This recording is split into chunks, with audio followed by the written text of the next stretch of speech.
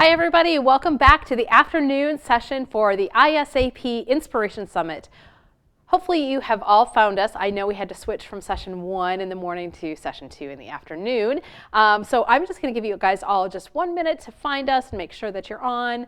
I'm going to get the cue from Davey that we're going. It's always a little different to kind of switch over. So hopefully you had a great lunch and you got some great insight from Barbara during your lunch. She is a wealth of information, and it's so great to have her a part of this community to always be helping out. I am super excited about our next guest, and I know we talked about Amy just a little bit earlier this morning, and just kind of how everything is relating to one another today, which is very cool. I met Amy a few years ago. We had our very first Animal Image Makers conference, and she reached out and she's like, you know, you guys, you've got a little gap. There's some stuff that's missing. You need somebody to teach agility. And so I'm like, absolutely. So Amy came in, she talked all about that, and little did I know that not only is she an amazing agility photographer, but she is also an amazing bird photographer and wildlife photographer, and it's so fun to see her images come up. She has the luxury of traveling all over the world, and I'm super jealous. Her work is phenomenal. I can't wait for you guys to see it. So, Davey, I think if we are good to go, there she is! Yay! Hi, Amy! Hello, Lisa, and Davey behind the scenes. I haven't seen Davey yet, but I assume he's there because I heard his voice. He's there. So, he is okay. there. Yeah, Good. well, thank you so much for joining us today. It's You're great to very see welcome. you. It's been a while. Good to see you too. I know. We need to get together again. I know, and we don't even live that far away. You're in northern Minnesota, but I feel like every time I go north, you're not there, and every time you come south, I'm not here. So we got to work on that. Yes, we do. We have to coordinate. Like, we might have to actually plan something, and then we could be in the same location in Minnesota sometime. Exactly, absolutely. Well, we are having a phenomenal day. I think people are getting so much great information, feeling great about what they're hearing. Hopefully, you know, we're inspiring people to reach out of their boundaries, do a little more, push themselves to be better people, better photographers, better human beings all over. And I know one of the things that we talked about a little earlier as it relates to you is just getting out and doing something, finding something that gives you just that, you know, feel good. You know, it's hard work being a photographer. Most of us are individual business owners, and we do it all, and we're very isolated as it relates to that. And that's the kind of stuff that can kind of bring us down every once in a while. So I always enjoy getting out into nature and just being around, getting fresh air, seeing some different birds. You know, it's really fun. I know I'm doing all the talking here. I have one quick story. I know. You know, it's the lunch. It's like giving me the energy. Recently, I posted a really funny meme in the Animal Image Makers group, and it said, you know, you go your whole life not really caring about birds, and then all of a sudden one day, boom, you're like, there's a yellow-rumped warbler. Like, where did that come from? But it's so true. It's so true. And I think that it's one of those things that I've learned to appreciate the birds and seeing different things around me and just being out there. So. I have one of those stories too, so you'll hear it. As soon as you can stop talking, I can. I'm gonna shut up right now, Amy. It's all yours. Okay. All right. Thank you, Lisa, for the introduction, and thank you, Davey, for doing all the support behind the scenes. I'm really excited to be here today.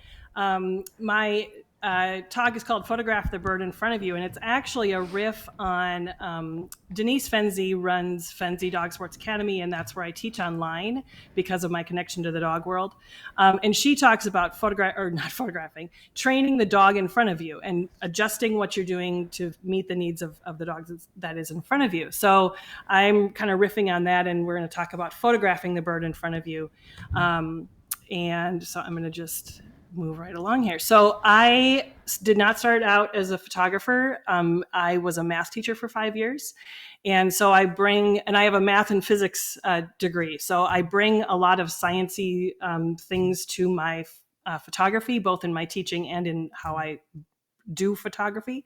I started out in dogs, which is kind of how I got hooked up with Lisa. And then there was a bird, and I have a picture of that bird in just a second. And then kind of evolved and I'm getting into landscape, and I teach. I'm back to teaching, but teaching photography, not teaching math. So it's kind of fun. I have 2 kids. They're both in college, and I have 2 dogs, and they're both here with me. I'm in South Texas right now. I'm just finishing up bird photography workshop that I was assisting on. And I head home to very, very cold Minnesota tomorrow, and I'm not really looking forward to it, but it is what it is. So here, just a few, this is the dog agility that I do. So I learned how to photograph fast things in really bad light by doing that. And all of those skills have kind of come into play when doing birds.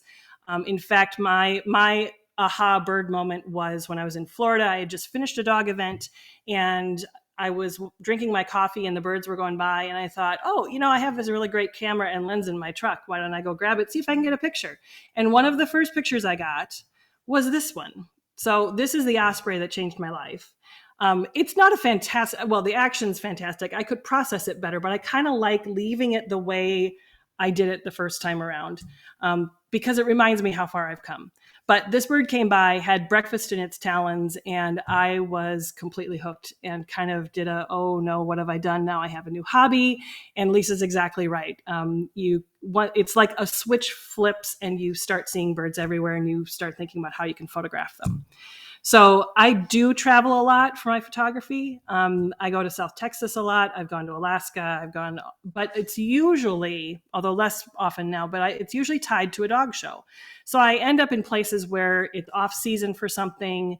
I'm not going places to get the prime time, whatever the bird event or the, McGee Marsh for spring warbler migration. I have been there, but I have never been there for the biggest week. My schedule is run by dog shows, and so I need to kind of accommodate that. So what I want to talk about are 3 critical elements for a good bird photo or any subject. And I want to talk about it in terms of not having to travel. So no plane ticket required. Of course, I don't fly most places I drive, but so we're going to talk about, how to make the most of what you have in your backyard, in your local area. Maybe if you're going on a business trip for some other reason, you could look around and see what's there in the local area. Now, before you get mad at me and say, but that's a great gray owl and that's exotic and amazing and whatever, that is my backyard. Well, it's close to my backyard. It's about 15 minutes from my backyard. So this is one of my local birds. And if you look around, you might find that in your neighborhood, you've got a pretty amazing local bird population too. So we want to look and see what is in our own yard and in our own area and go out and do some things that we maybe wouldn't do if we were going on a trip that cost us thousands of dollars and we got to get the shot. So I'm going to work backwards. We're going to talk about the third most important element. And the third most important element is a good bird. Sometimes. So when you have a good bird, and this is a bat falcon, this was a bird that showed up last year, end of 2021 and into 2022 here in South Texas.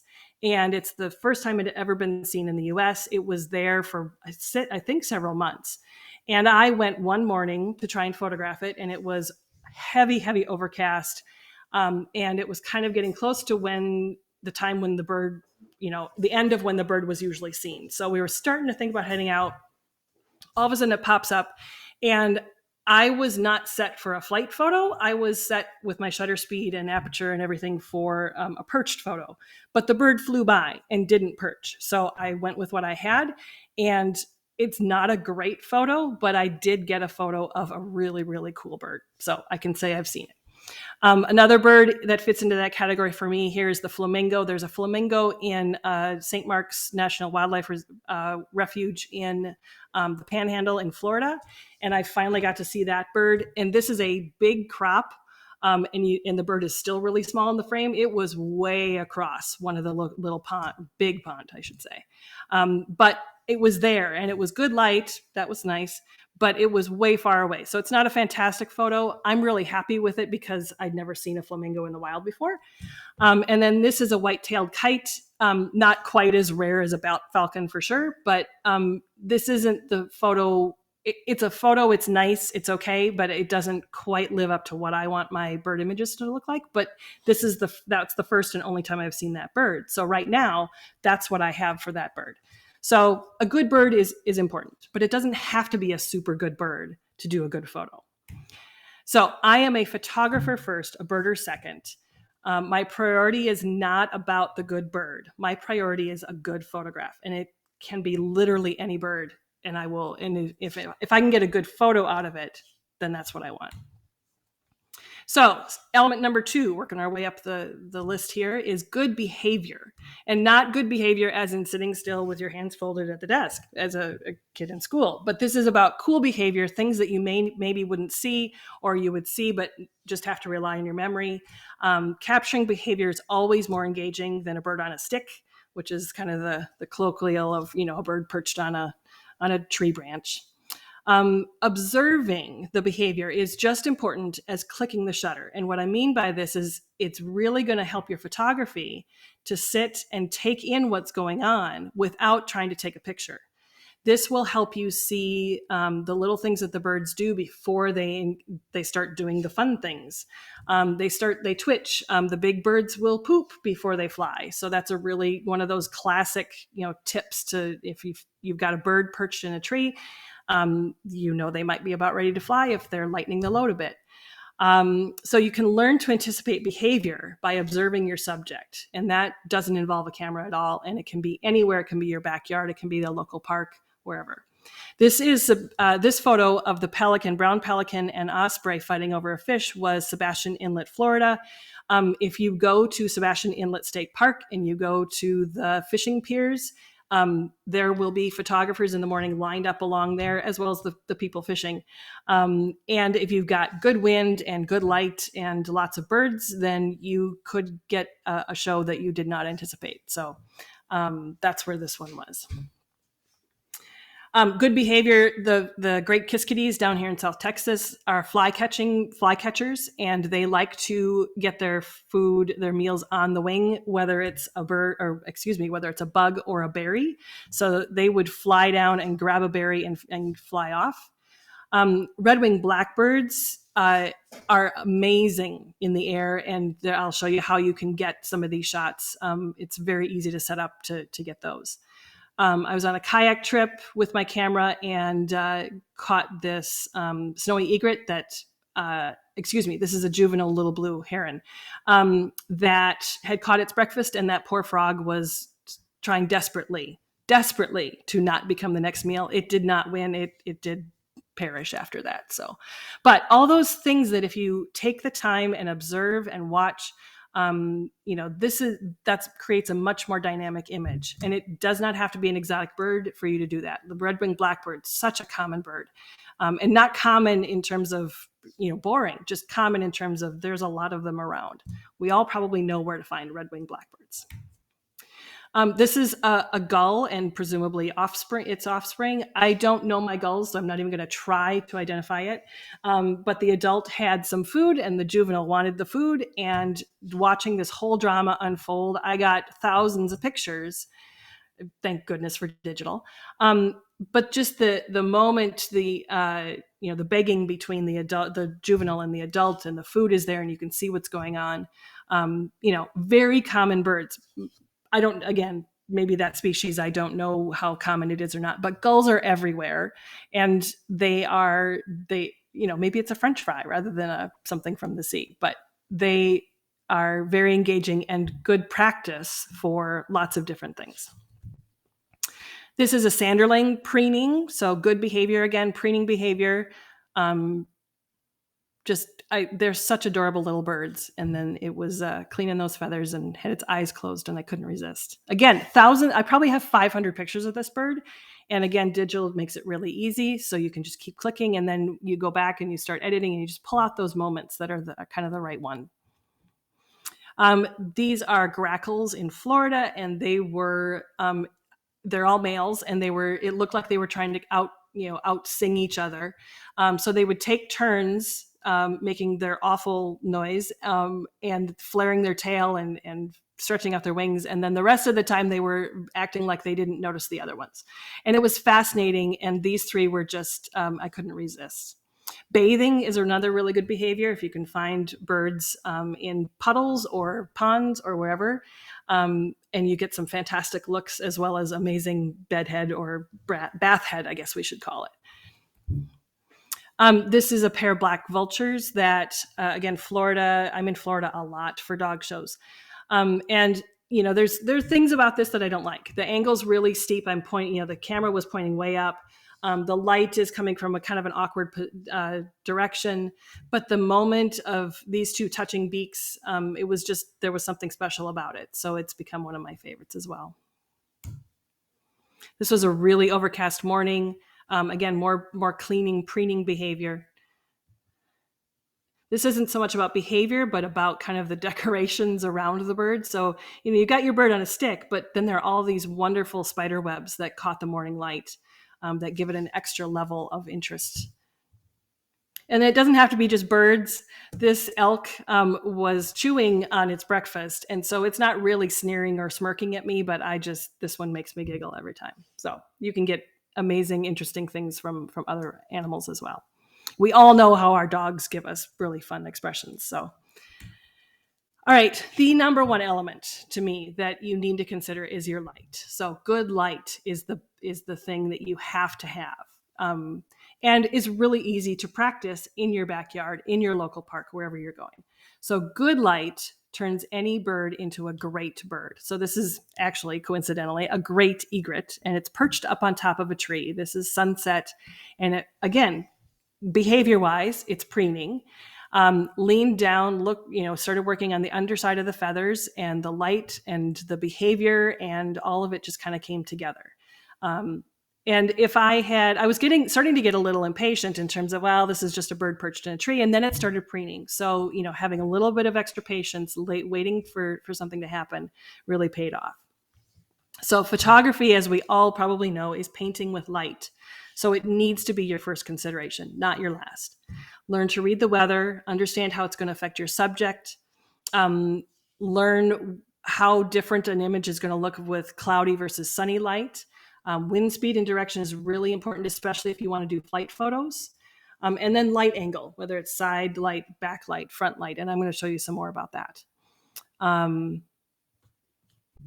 Okay, so characteristics of light to consider, which direction. So front, side, back, is it diffused? Is it a harsh light? If you've got hard light, you really want to pay attention to the time of day and go, you got like that, there's a reason we call it golden hour. And you've got just a little tiny window of time where the angle of the light is low enough that you don't get shadows, under beaks and under wings that are so hard and harsh and deep that you have to do a lot of work to bring them up. So sunrise, sunset, an hour before, hour after, those are really good times that you want to look for.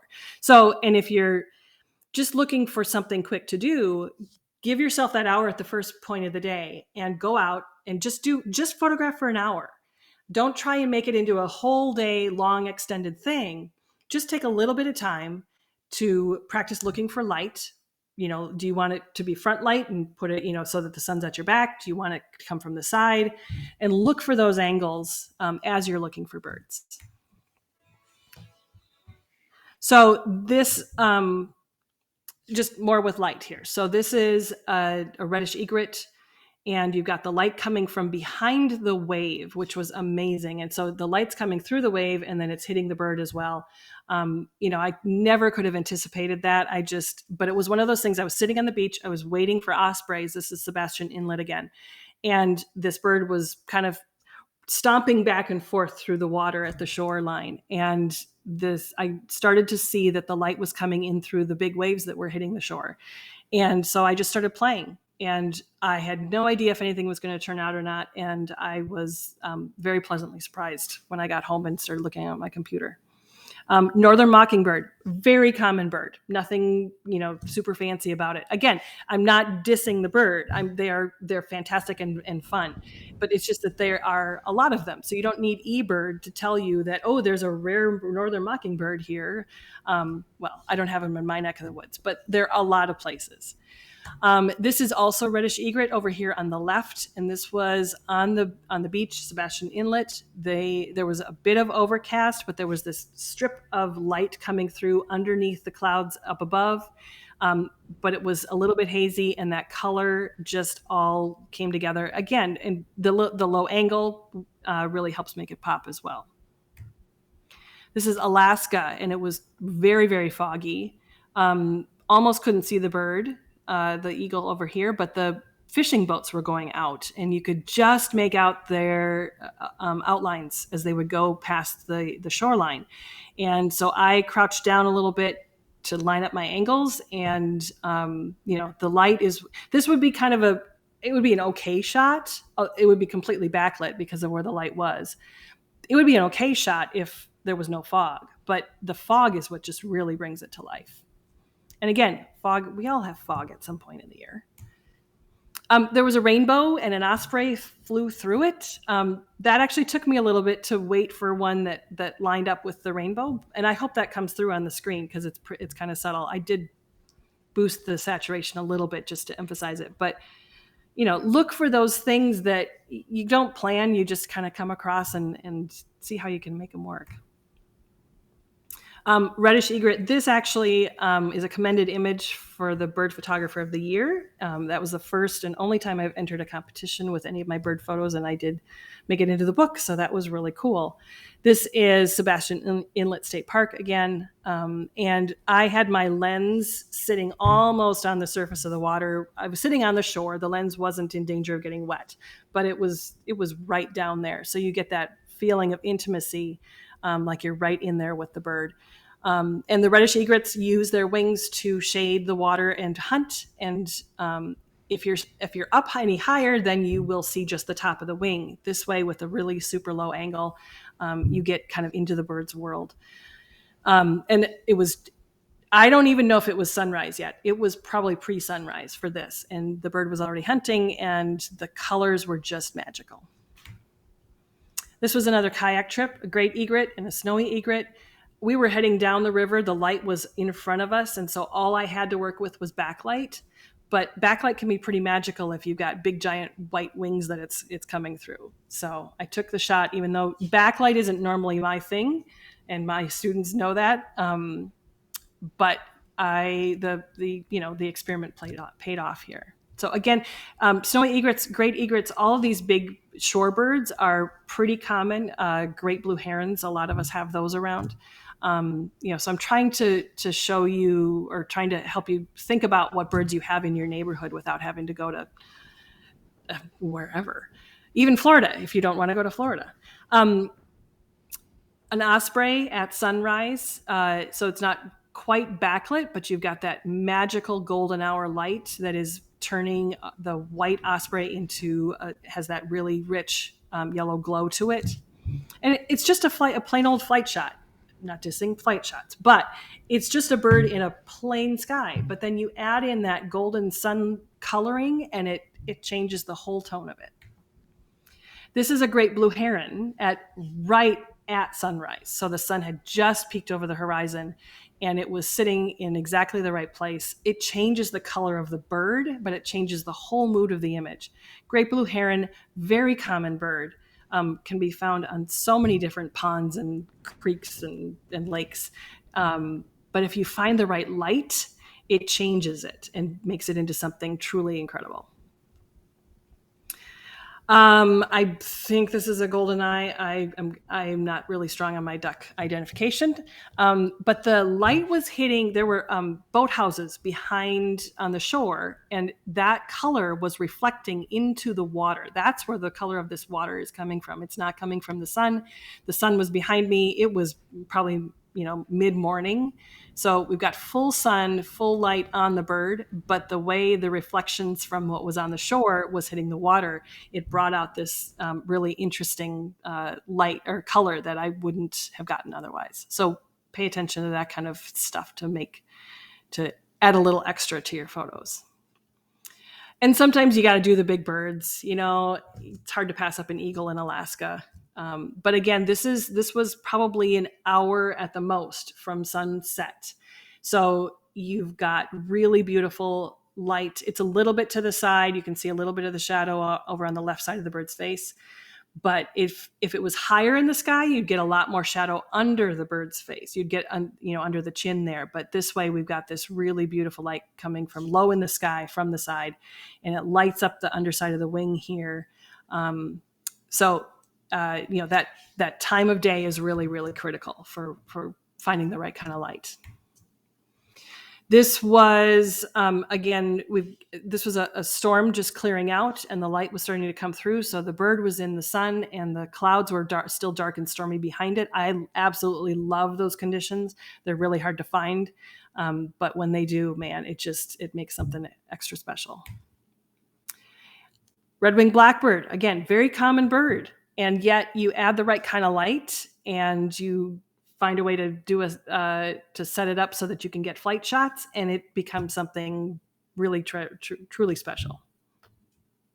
Brown pelican, diving for food, and you got the fish just popping out of the water there and at sunrise, and I keep saying it's kind of magical. Yeah. I've got a question for you. Excellent. One of our participants today is wondering, what lens do you typically use for these shots? My favorite bird lens is a 600 millimeter. So as a professional photographer, I get to have the benefit of kind of the best gear. The 100 to 500 or 150 to 600 zoom lenses that are out there are really pretty good. The hard part about any of those zooms is that your aperture can't go as wide open as a 600 f4. So you run into having problems with getting enough light and getting enough shutter speed, but you can get the reach with those 150 to 600s that are Tamron has them, Sigma has them. A lot of the different manufacturers have that range of telephoto lens. So that's probably where you want to look. Yeah, and I think that's really good to note. I actually have the 150 to 600 Tamron, and I do love it. What I find is that when I have it all the way open, it's not sharp. So I have to basically go down to 7.1, which that doesn't let in a ton of light. And when you're doing early in the day, late in the day, it is an issue. Luckily, cameras have gotten better where you can pop the ISO up a little bit higher, and you're still going to have some noise, but it's not going to be awful. And there's also, do you use softwares like Topaz denoise or anything like that to help out? Yeah. Absolutely. So letting in the light, if you can afford the big lenses with the big apertures, that's your best way to go. And then you still are going to, probably end up using a higher ISO than you maybe are used to, but denoise can clean that up really nice. I'm pretty sure everything that I've got here has been run through denoise to some extent. Yeah, it's an amazing program, Really so we've got spring coming up. Would you say that if somebody is interested in getting out there and playing a little bit with the birds, experimenting, trying new things, spring migration is coming, and I know down in Texas it's probably maybe over. I don't know how it works down in Texas. No, it's not here yet. Okay, but it's coming, and it's coming everywhere. So that's a great time to get out, and as birds are moving through areas, you can get some things that are not typical residents as they migrate. So that's a great tip, I think, too. Biggest thing is early in the day and late in the day. Is that what you would say? Absolutely. This is a Altamira Oriole, and you can see that it was harsh light, and it's starting to get a little high in the sky, so you get some of this heavy shadowing. So that's what happens if you go too late into the morning or too early in the afternoon. So I kept the shadow off the bird, but you can see it in evidence in other places. If you don't have fantastic light, you can create it. This effect was created in Lightroom, and it's just a couple of radial gradients. So that's another thing to consider. If you don't think you have anything to photograph, let's change your thinking on that. So if you don't think you have anything to photograph, you just want to go out and spend some time, think of it as practice without pressure. You're not on a workshop. You haven't paid thousands of dollars. You aren't hoping to get that shot of that bird. What you want to do is spend some time, pick where you're maybe your skills need a little bit of boosting, and practice that and work on it. Practice with those common birds so that when you do come across those really special birds, your muscle memory is all there. And all you have to do is kind of make a few tweaks and you've got the shot because you've done it before, just with a different bird. Ask what if a lot. What if I tried a faster shutter speed? What if I tried a smaller aperture, larger aperture? What if I panned with the bird? What if I didn't pan? What if I set up something in my yard that brought the birds in and I could photograph them? Do some what ifs and see what you can come up with. So this is, so one of the what ifs would be, what if I have terrible skies? Well, then don't worry about the sky. Blow it out and let it go white, and try something that we, high key, not in a studio, but out in the real world. This is a technique I've worked on and learned from my friend Lisa Langell, who is also a wildlife photographer. That's kind of one of her specialties. So you don't need a good sky, just let it go white.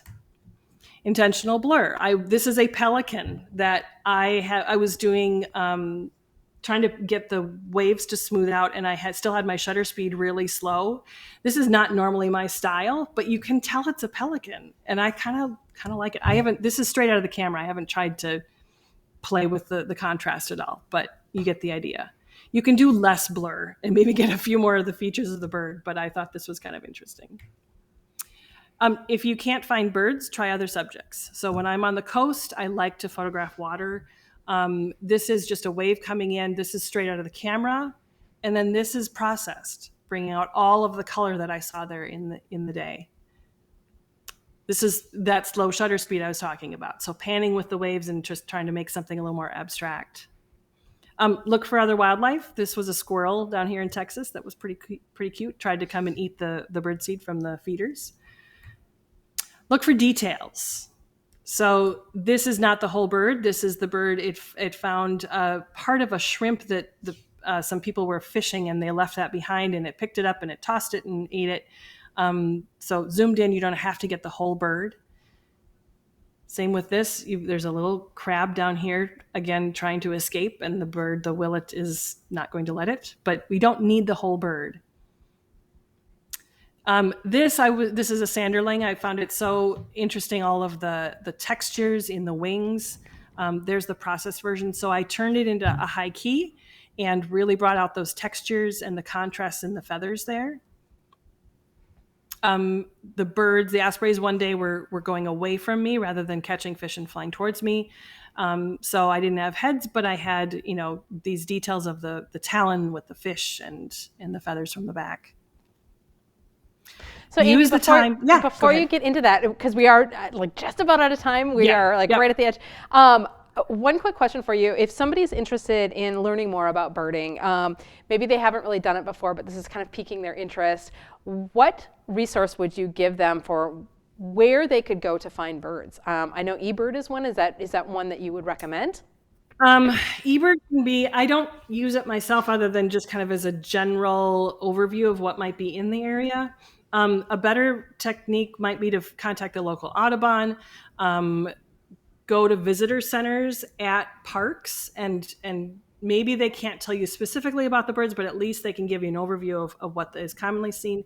Oftentimes there will be boards with, here are the species we're seeing, and the visitor, the host should be able to help you find them, or at least point you onto a path. This path here is where we're seeing those.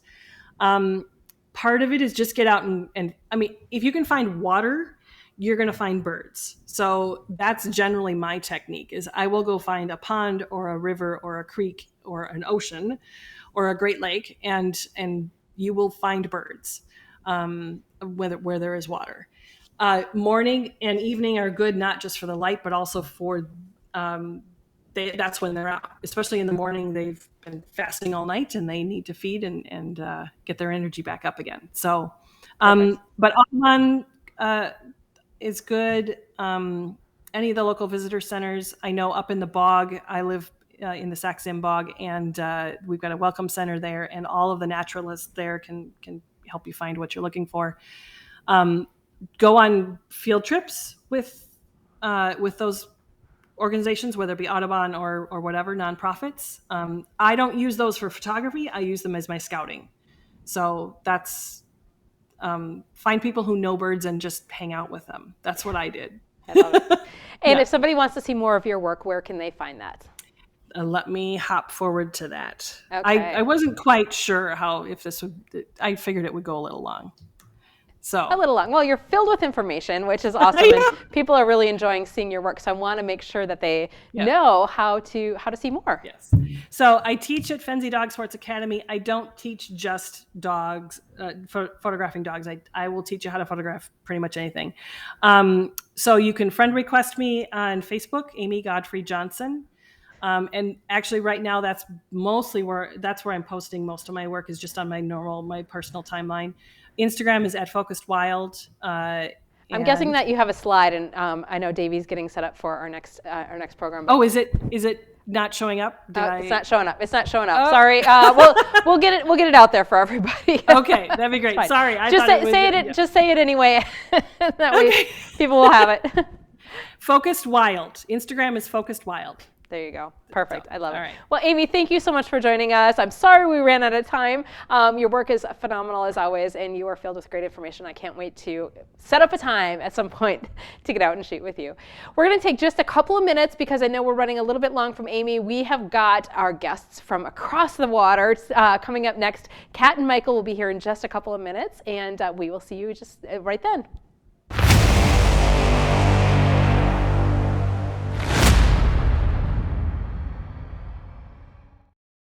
Come to AIM. If you're an animal photographer, there is nothing better you can do for your business than come to AIM.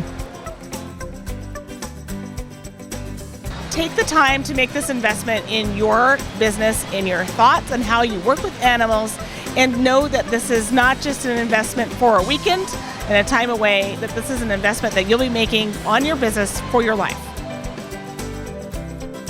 It's awesome. You'll learn a ton, you'll meet a great group of people, and you will look forward to coming back the following year.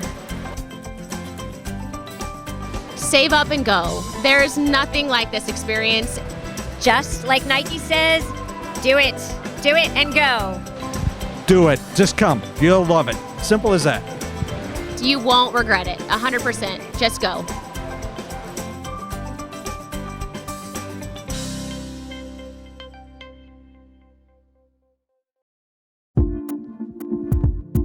The International Society of Animal Photographers is proud to be a PPA affiliate. Join us today by visiting theisap.com.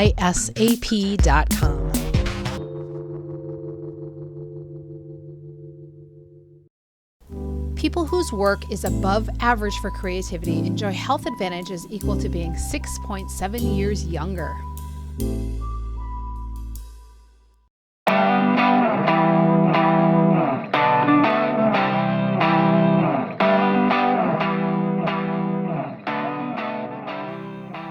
Hello everybody, my name is Travis Patnott. I'll be one of the speakers at AIM 2023. I'll be talking about photo activism, photography with a purpose. So a lot of the photography can be used to help raise awareness and also create change, such as Ansel Adams being able to help create the national parks in Yellowstone. So what I'll be talking about is how I use my photography to help raise awareness about the galgos and change the laws in Spain for that. And I'll talk to you about how you'll be able to use that for your cause. So please come to AIM. I'm looking forward to being able to talk with you, and I'll see you there. Thank you.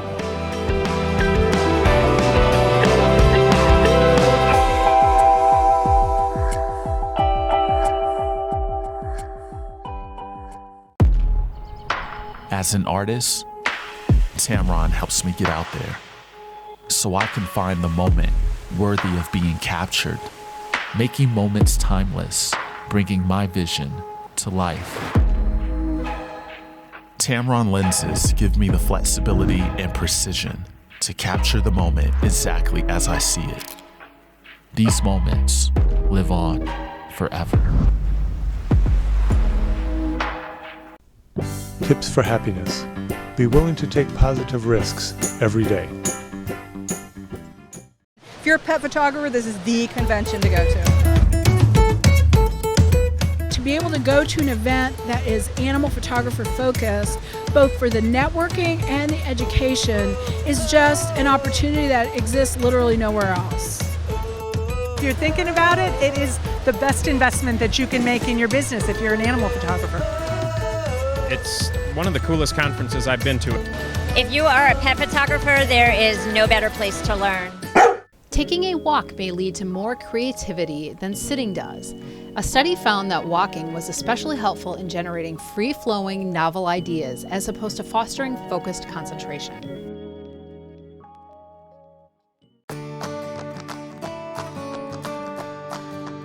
Pet and animal photography is one of the fastest-growing segments of the photographic industry.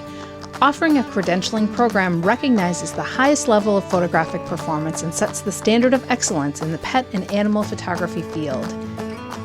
This accreditation program was set up to help each animal photographer rise above their competition through practicing superior photographic skills while encouraging growth as an artist.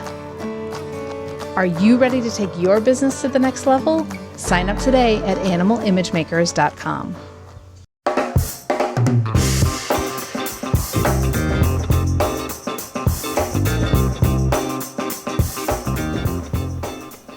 Hi, I'm Alicia Klein. Join me to learn how to build the confidence in the pets that come to your studio at my program at AIM 2023. Can't wait to see you.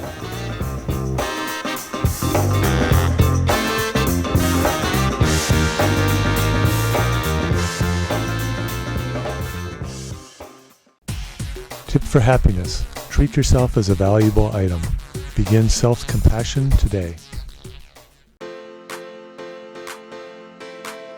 And you want me staring the whole time, I presume? No, you can look at me. Okay. We can have a conversation.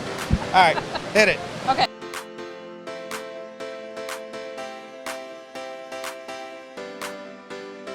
Accredited professional of Yes. Cut that part. Don't use that part.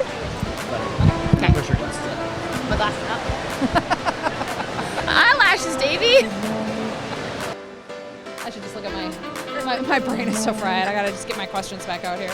Okay. Got it. We're good. Thank you.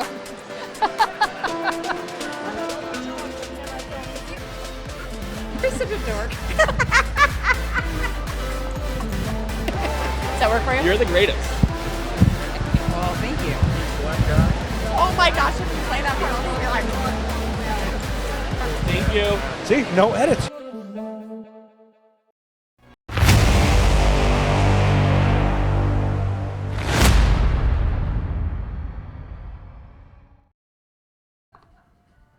I love that last promo for AIM. It cracks me up because we do laugh a lot together. So much fun. Welcome back. We are super excited for our next guests. We have not just one, but two people coming on. We've got Kat and Michael all the way from England. Welcome, guys. Hello. Hi, guys. Nice to be here. So great to see you both. It's been a little while. It has, yeah. Well, this time you've got both of us. This time we've got you both. Because as you know, I spoke at AIM last year. It was supposed to be me and Michael, but somebody lost his passport. Yeah, someone posted my passport, my valid passport, into a postbox. Yeah, we're just not going to talk about all of that. We all got through it. It's a great story. I love it. Well, thanks for joining us today.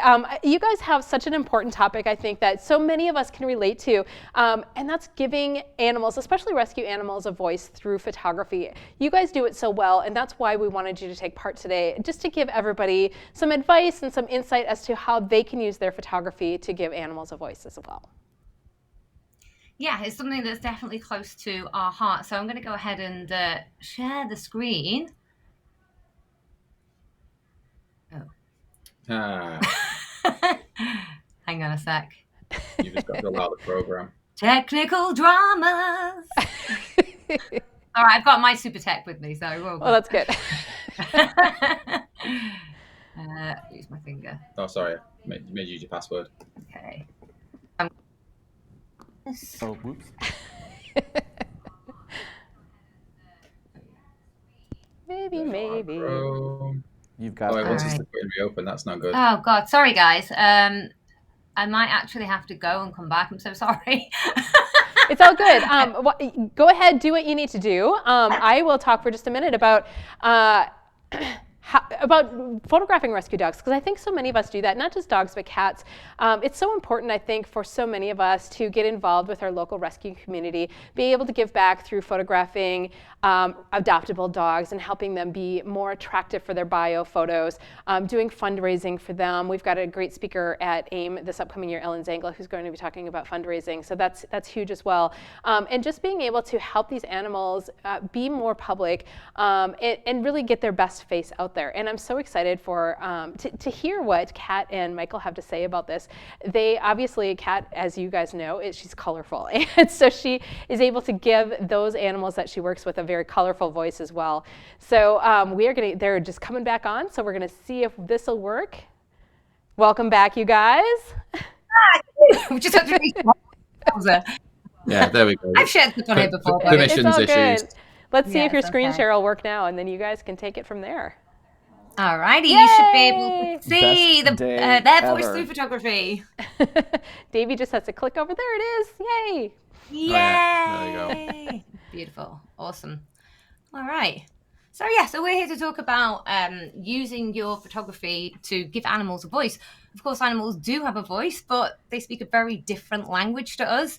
And as photographers, we've got a really a powerful tool in our skills to be able to transform their what they might be saying or what we want them to be able to say. Before we launch into it, a quick introduction to who me and Michael are in case you don't know us. I set up Cat Dog Photography a decade ago now, which I cannot believe. Decade this month. Yeah, January 2013. So I've been going for 10 years. And we're on location based photographers. Primarily, yeah. I come from a family portrait background, but it's kind of a mix of natural light and strobe light that we use. Oh, me. And you. What I do. Yeah. It's the next slide, though, isn't it? Yeah, so me and Kat work a little bit differently. So I'm not really just an assistant. We actually craft the shots together. So creatively, we'll make the decisions together. And then sometimes I'll look behind the camera and compose a shot. Most of the time, that's Kat's job. I have more control over the dogs and the lighting. He's a dog whisperer. I mean, you can see here he controls the light, controls the dog. He's some kind of wizard. But Michael's background was actually in working with dogs as well. So he has a very in-depth knowledge of dog body language, how to get the most out of them and how to give them a good experience. And that's something that's particularly relevant when we're working with rescues. Well, I worked in a kennel from my school age all the way up until after university, but my background was actually graphic design. Yes. So you kind of you've got the two. Yeah, exactly. Yeah. But yeah, that's something that we certainly use in our private client work, which is primarily how we earn a living, but also when we're working with rescues, that kind of thing, because it's even more important to be conscious of their body language. And we will finish this presentation with a few tips on working with rescues.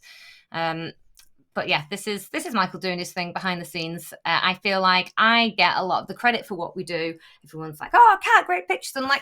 It's kind of two of us that took this picture, because I'll very often have an idea, and then Michael's like, "Oh, we should light it like this," and then we'll take the shot and we'll look at it and kind of spitball it between us. I don't mind being the silent partner. Yeah, I'm loud enough for the two of us. So that's a little bit about how we work and the kind of images that we produce. And typically I love an environmental shot that really kind of shows a scene. It gives a lot of character and colour. Sense of place. Yeah, exactly. We've shot all over the UK, from up north all the way down south.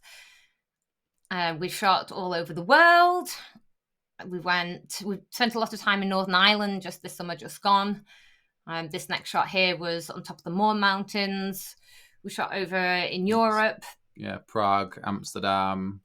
And most of you will know as well, over in the States. It too many times there. In Toronto. And we have recently, over the last 18 months, been embarking on a scarf project, which is involving using lots of colourful scarves around dogs' necks to create really epic, vibrant portraits. This is something that's, really been a passion project of me and Michael's, and we're excited to launch that properly this year. So Oh, and we've had publications like nationally, internationally, online, etc. But more recently and relevantly to this presentation, we've had a publication or collaboration with Canon Europe, which was about photographing rescues, how to work with rescue animals.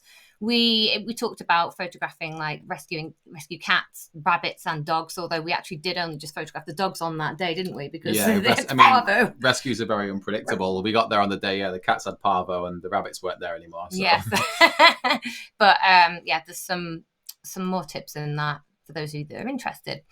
So, what difference does it make using your photography to give an animal a voice to help rescues or animals that might be endangered or in need?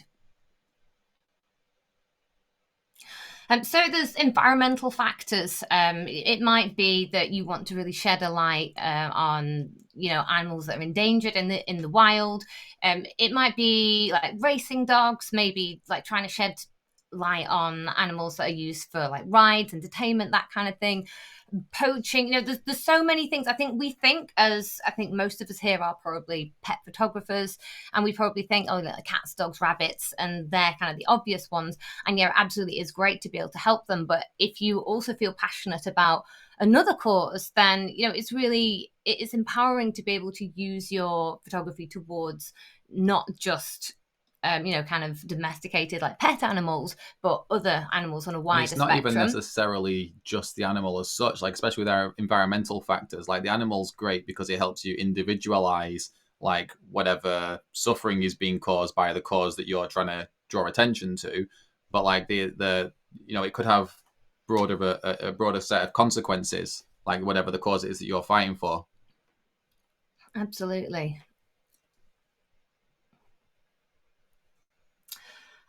So as human beings, we generally find it quite difficult to separate individuals from the crowd. When you're looking at, so say, you hear like X amount of shelter dogs are going to be put to sleep in the shelter, then you might go, oh my God, that's really sad. And you feel bad about it, but you don't really connect to that because, we just over like, 10, 20, you can't really imagine more individuals in a room, be it people or animals. Yeah, it just becomes like a group. Yeah, it's like if you knew like a local child in your area was going to die and you could help, you would help. But like, loads of starving kids in Africa and it's just another number. Exactly, yeah. So by being able to individual... You can't click across from there, can you? Oh, can that? That's like I had it set up how I did. Oh, okay, sorry. I'm pressing buttons. So again, that's the power of having a photograph that tells an individual story. So rather than going and like taking a photograph of a group or a general situation, if you can pick out one like heartwarming story from one animal. So I'm talking perhaps in like a shelter example here, rather than going and photographing every single rescue dog there, sometimes it's better to just pick out like a couple and try and tell their story specifically, because people are going to resonate with that more than just, oh, these are all the the rescued dogs that are out there.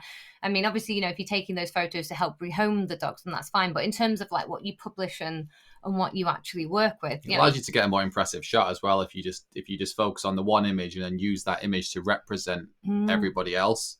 And that in turn is then going to have a knock-on effect as well. If you then, you're presenting your work as something you feel passionate about, and then people are resonating with that, and it kind of like becomes a dual thing. We have gone into rescues and like photographed all the animals before when they've been overrun and they wanted to try and get some like rehomed quicker, haven't we?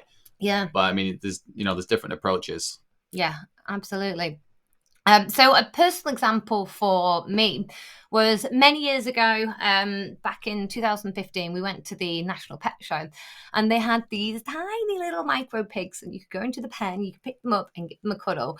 And I picked up this tiny little pig and I looked into its eyes and I was petting it and I was like, oh my God, it's absolutely gorgeous. And I really connected with this animal. Sorry, you're clicking across. Now you're clicking buttons.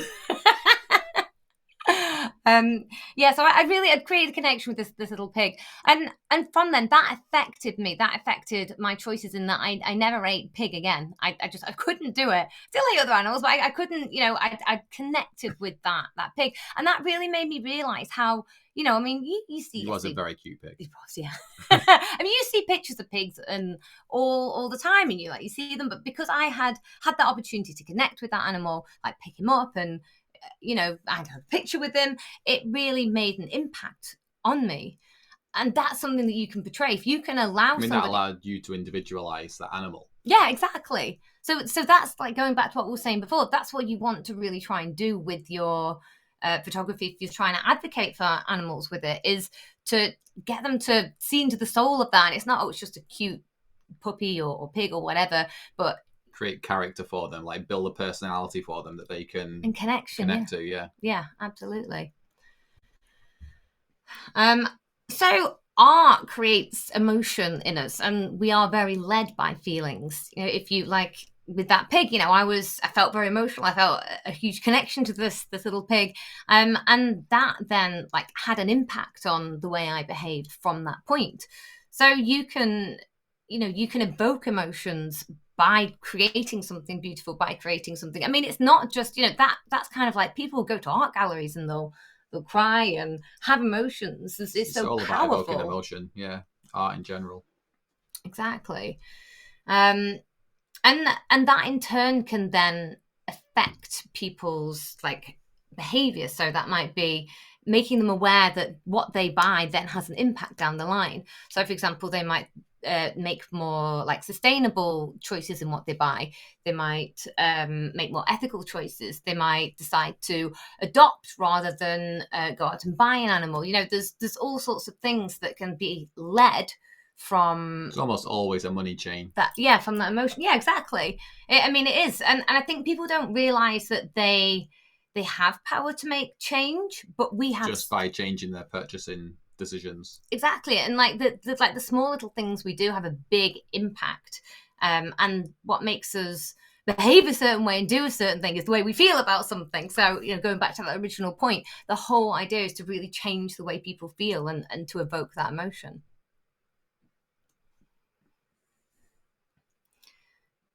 Oh yeah, okay. I'm just going to mention that. Yeah.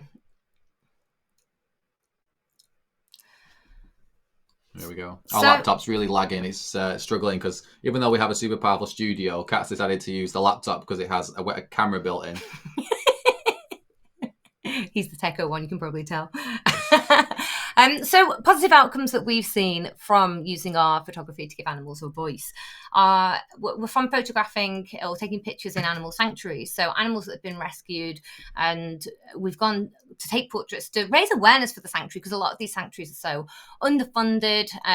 They don't have a lot of public support necessarily, and they have huge outcomings. They don't have a big team behind them. We really struggled during lockdown. Massively, yeah. And we went down to a sanctuary, I think it was before lockdown. We photographed the sheep that had some kind of he had a deformity. So basically he was just going to be killed by the farmer. So the sanctuary then got hold of him, and he was so cute. His neck was on a little wonk like that. A hunchback, basically. Yeah. Called him, I can't remember his actually, a snorty sheep. Squiffy, that was it. Yeah, he was so cute.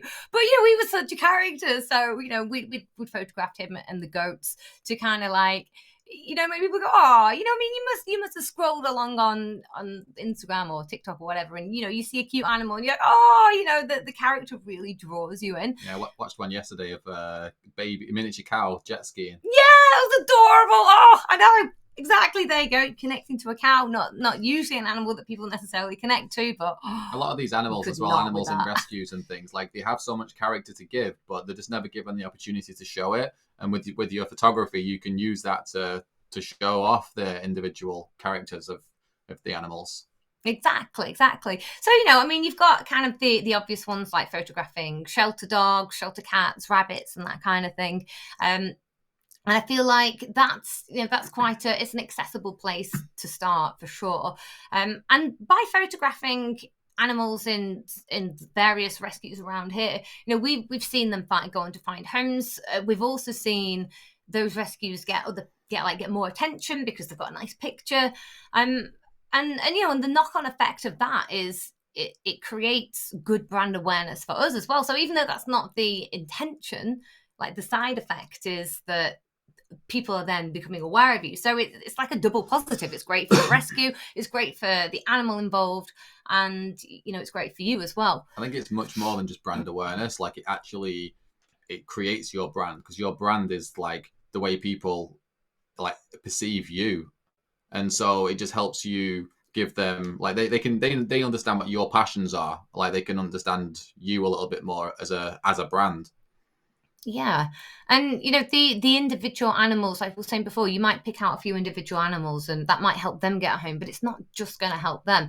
It's also going to help all the other animals in the shelter, because you've shone some light onto that shelter. Something that we've done as well that perhaps is a little less conventional is we've found or come across lost dogs, and we've then taken a portrait of them and put that online and asked people to share it, and that's then helped the dog find their human, which is great. But it also has that unintentional side effect of having more brand awareness. Was that troubled dog as well, wasn't there? It wasn't in a rescue. Someone else was looking after it temporarily. Foster dog, yeah. And I think if you could really pick out animals that are particular, don't go for necessarily the cutest ones or the prettiest ones. Go for those ones that really need that little extra boost. I mean, that depends, doesn't it? It really depends on what your mission is there. Like if you're after like a killer image to be able to represent a big cause, then maybe working with an easier animal would be better. True, but yeah. If you're trying to get a specific animal rescued, it really depends on what your end goal is. It really does, yeah. And I think it's important to there isn't a right or wrong answer here. I mean, on that previous slide, that there's some examples of things that we've done that we've seen positive outcomes. That's not like the only way to do it. There's loads and loads of different ways to approach this kind of thing.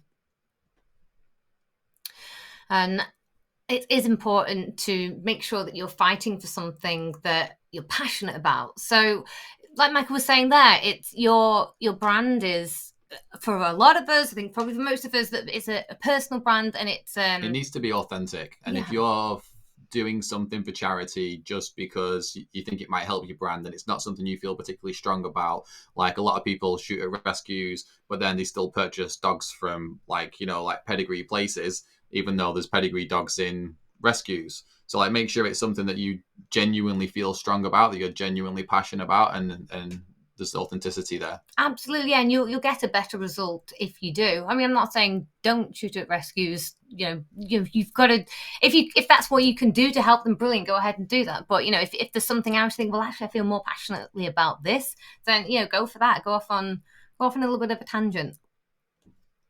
And that is exactly what I've done with my photography. This is actually the first time I've spoken about this publicly, because I do a lot of animal activism, where I'll go to animals that are going to slaughter, and I'll photograph them, and I'll use those photographs to share online to try and tell their story and try to encourage people to make kind of choices as a consequence. So for me, this is something that's incredibly close to my heart, something I feel very, very passionately about. This picture of the pig in the middle there was one that seemed to particularly resonate with people, because the whole truck was packed full of pigs, but I'd homed in on this one pig and I'd cropped him really tightly just to focusing on the eye, because the eyes are, the eyes are the window to the soul. And I felt that really kind of encapsulated what that pig was experiencing in that moment. Human eyes as well. They do, yeah. And that's the thing, like when you look at the eyes of any being, most eyes are quite similar, aren't they? The circular, I mean, maybe not when you're looking like a gecko. But, if you can find something that particularly humanizes an animal, then that brings them to life even more, because we resonate with things that are familiar to us. And this can be really taxing. Like I have found it challenging at times, because I'm putting myself in situations that are, I'm witnessing things that I abhor, basically. And that's hard, but it's also very empowering, because by doing something like that, you are then actively creating change. You're not just sitting there and being like, well, I don't agree with X, Y, and Z, and then letting it happen. You're doing something to change that. And that's something really positive that comes out of that.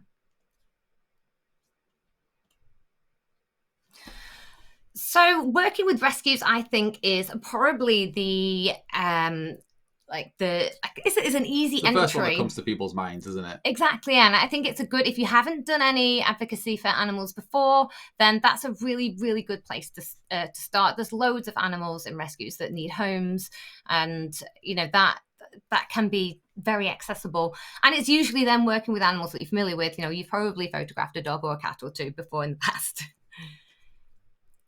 Although working with animals in rescues is a little bit different. And it's not even necessarily working with the dogs. You have to build up the trust of the particular rescue. So it's good to build up a relationship with them. The first few times we've been to rescues, because I'm normally handling the dogs, they already had a dog handler there with the dogs. It was quite difficult for me to just come in and do what I wanted with them. But then over a couple of times of us being there, they trust us now, and they'll send somebody out and just pass the dogs over to us. For the most part, if a dog is, particularly troubled, then they'll be there to assist. Yes, yeah. So it's important to. I struggle with being calm. It's important to calm, but I'm always in the background, like calm energy, cat, calm energy. But also to take your time with the animal, because I've gone too far there. Oh no, that's the next one. That's fine. That's fine. It's important to take your time, because at the end of the day, they're not in a familiar environment. They're not with familiar people. You don't know how long they've been in the rescue for. They might be distressed. And then suddenly you're coming in and you're like, woo, I've got a camera, click, click, click. Give them plenty of time. And this, I guess, is another benefit of just focusing on a small handful, like one or two. Yeah. Because then you're gives not... more time to work with them. And we've experienced trying to photograph everything in the rescue before, haven't we? Yeah.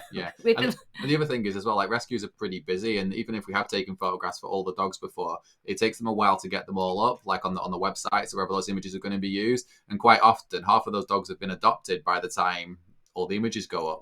Yeah, it depends on your rescue, but that is what our experience has been.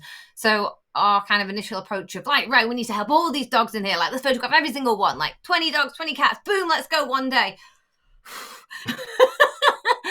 We found it has been more effective to take our time and isolate a few, not only for them but for that kind of end result as well, and giving them lots of space as well, so that you're not like, oh, hi, I'm Kat, hi, can I take your picture, like right in their face, letting them approach you. Tend to start on a longer lens, don't we? No flash or anything.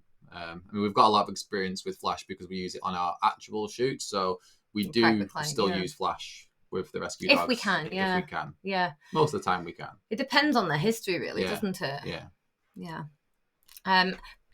You want to let them feel like they're making their own decisions. So that's the trick with working with animals in general. Yeah, so and children. And children and people. Yeah, people. Everyone. This is a good life lesson. This is your idea. Yeah, it's true, because then they'll be happy to do it. If rather than you being like, right, I want you to sit on that stump, put them on the stump, and then they're trying to get off the stump, and you're like anchoring them in place, and they're like, oh, they're going to get really anxious. It's something that Michael does a lot when we're shooting dogs, not just in rescues, but in general, is he'll take them into a spot where I want to shoot them, and then the dog's like, kind of like, oh, what's over there, wandering off, and rather than like resisting, he'll take I the just time. go for a walk all the time. Yeah. And like often, like the handler or a client is like, where's he going? I'm like, don't worry, it's all part of the process. But it's worth, it's not a rush. You don't need to like bam, bam, bam. You need to let them enjoy the experience too. Yeah. And you'll get better results as a consequence. If you can, take them out of their enclosures, because, people, again, it's that relatability, it's evoking that emotion. I think if they're in a shelter, it's maybe harder for someone to imagine, oh, that could be my dog.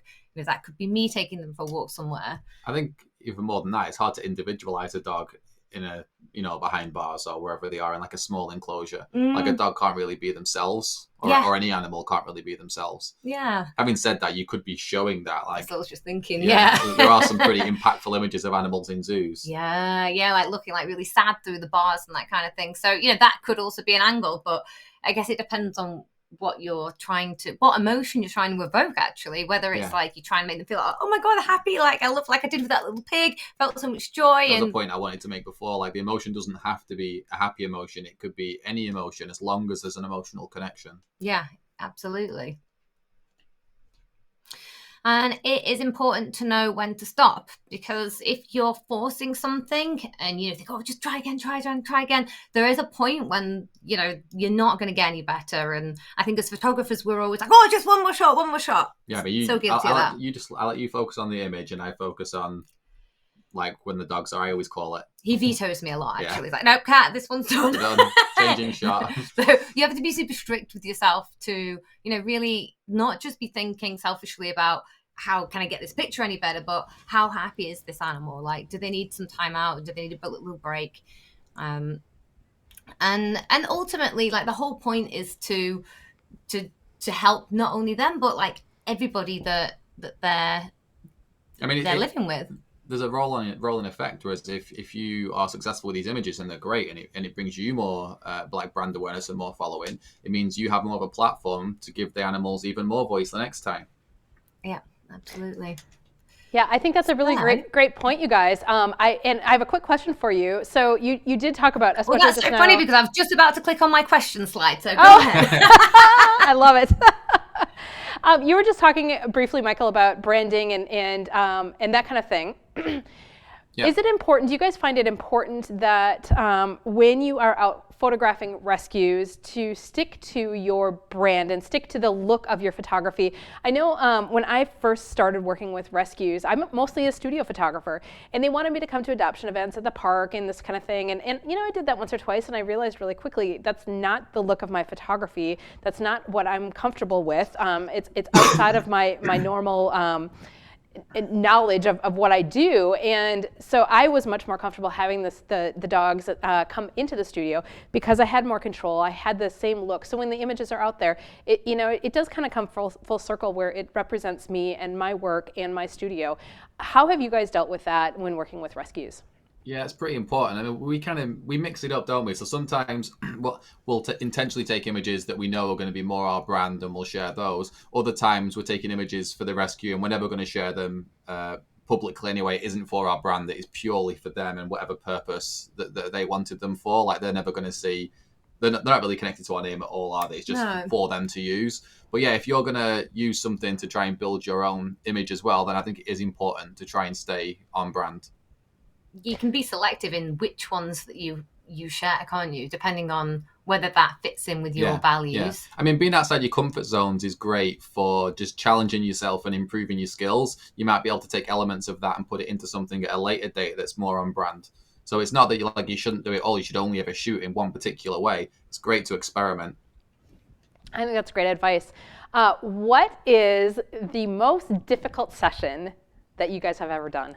What sticks out in your head is one of those that's just probably the was it a German? Oh, it was a collie, wasn't it? It was a border collie. The one, so it wasn't allowed. Years ago. So they wanted me to do the photos because it was scared of women, and then we had to shoot it from the other side of a fence on like a telephoto lens. And the woman had another dog. So this dog had hospitalized her twice. She'd rescued it, and she knew that if she gave it back, it would be put down. And she loved the dog, so she gave instructions to her other dog, and the collie would copy, but like from a distance. So we just had to shoot it all from a really long lens. And a couple of times the dog charged at the fence, like growling, and we were just instructed not to run and just stand still, and he won't jump the fence. Oh my gosh. It was one of those kind of moments. but I bet you got the shot, and that felt great. We got the shots. Yeah, we got the shots. we have shot quite a few challenging dogs, actually. Dogs with like fear, aggression. It's usually abuse cases are the hardest. Yeah.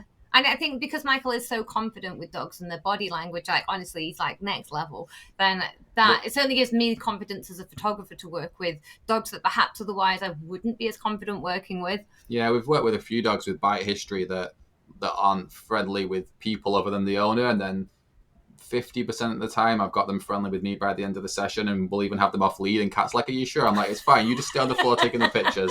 I just trust him. Yeah, don't try and reach your hand out or anything. We're fine. So for somebody who isn't such a dog whisperer as yourself, and knowing that, especially there are some rescue dogs who have been in abuse cases and that kind of thing, who might not be so trustful of people, what advice would you give somebody who might be going into a session like that, who knows that it's going to be a difficult one? How should they handle that? How should they go into the session? The rescues should have a handler with them who will be extremely cautious. Like I was saying, like it was quite difficult to start with because the rescues didn't trust me. So if they are like a respectable rescue, they'll have someone who does know what they're doing, and they'll just be very careful and know what that particular animal's limits are. As you build up a rapport as well, they will get to trust you more. And that's been our experience, is that, at first they didn't know us from Adam, and they're like, who are these two nut jobs? Yeah. And then as they got to know us, they were like, oh, okay, you guys really know what you're doing. Yeah.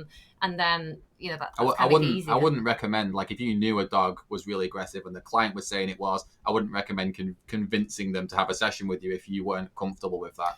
Yeah, I mean, you were saying push your comfort zones, but I think there's a limit. Yeah. That's one where, there could be safety issues. In your photography ability. Yeah.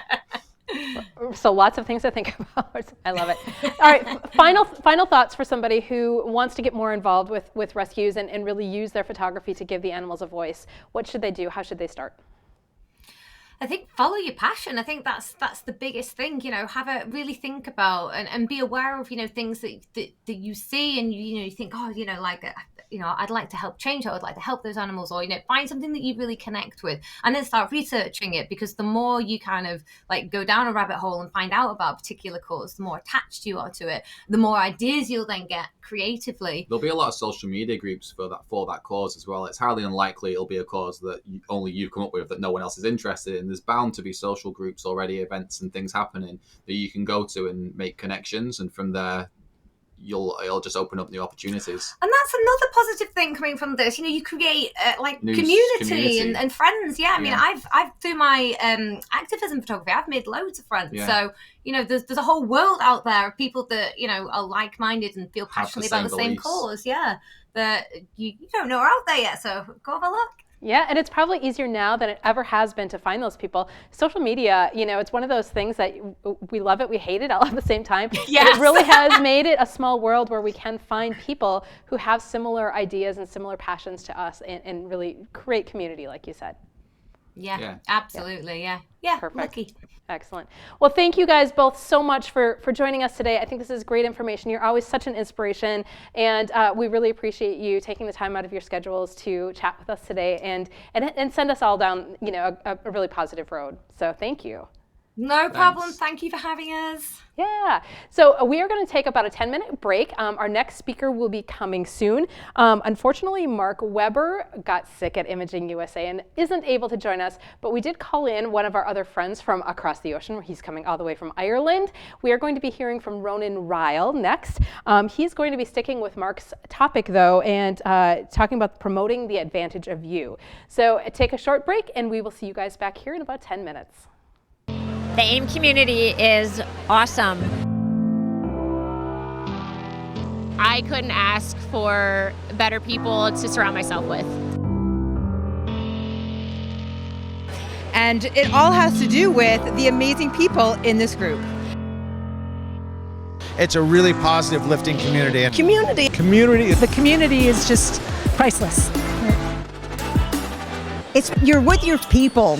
These are like my family. There is no other group of people to whom I can relate the way I relate to the AIM people. It really gives me a sense of belonging, and I really needed that in my life.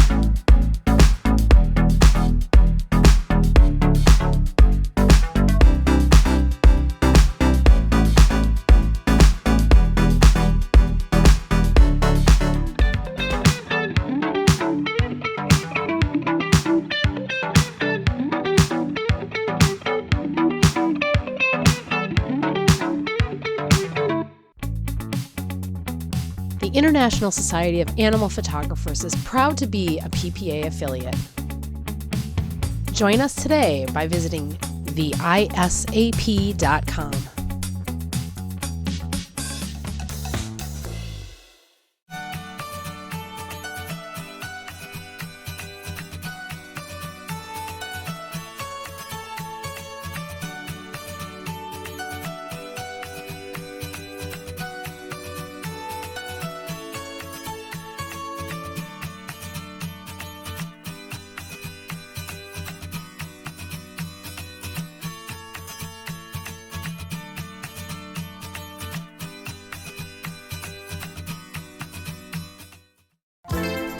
Tips for happiness. Experiences are worth more than money.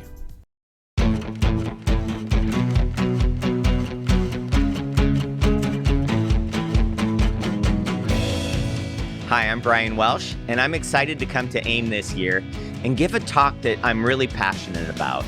And it is on overcoming limiting beliefs and how to overcome imposter syndrome. It's something that so many of us, in fact, I would say everybody suffers from in some way. And so I just really feel honored to be able to give a program that is meaningful and will help you on your journey as a photographer.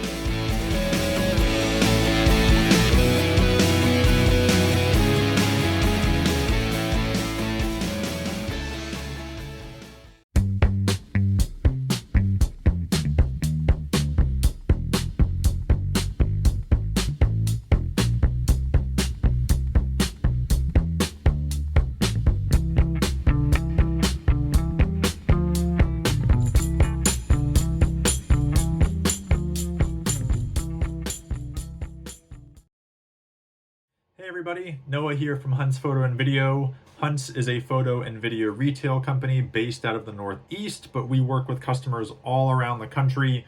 At Hunt's, we really pride ourselves in customer service and customer support. When you come to Hunt's, you know you're going to get the best experience possible. Everybody who works at Hunt's is a photographer in their own right, and we all love photography just as much as you do. So the next time you're looking to make a purchase, whether it be a new camera, a new lens, or any new photography gear or equipment, we hope that you'll give us an opportunity at your business. If you have any questions, you can reach out to me via email at nbuchanan@huntsphoto.com, and you can also check us out online at huntsphoto.com as well. Thanks everyone. See you all soon. Bye-bye.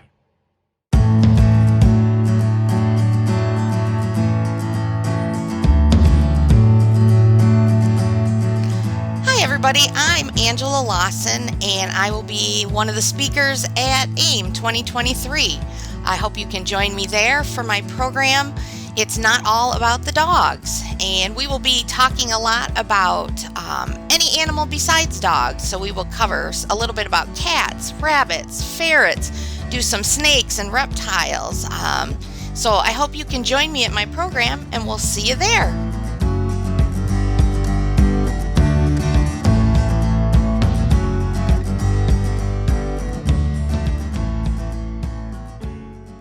Workers who are free to switch among tasks at their own pace solve more insight problems than people working continuously or those on a schedule.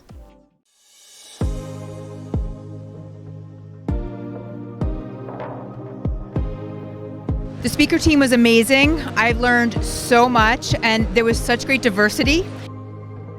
I am so grateful they're willing to share their knowledge with us. I'll do anything to give back to them. So yeah, it was super inspiring.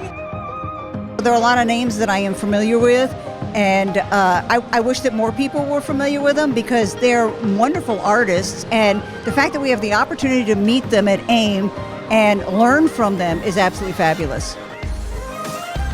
It's always continually new, fresh stuff, so it's amazing. And I really thought I knew a lot, and after going to AIM, I really can step up my game and make images that are amazing. It's definitely a one-of-a-kind experience. A messy desk may foster creative thinking, while orderliness fosters conventionality.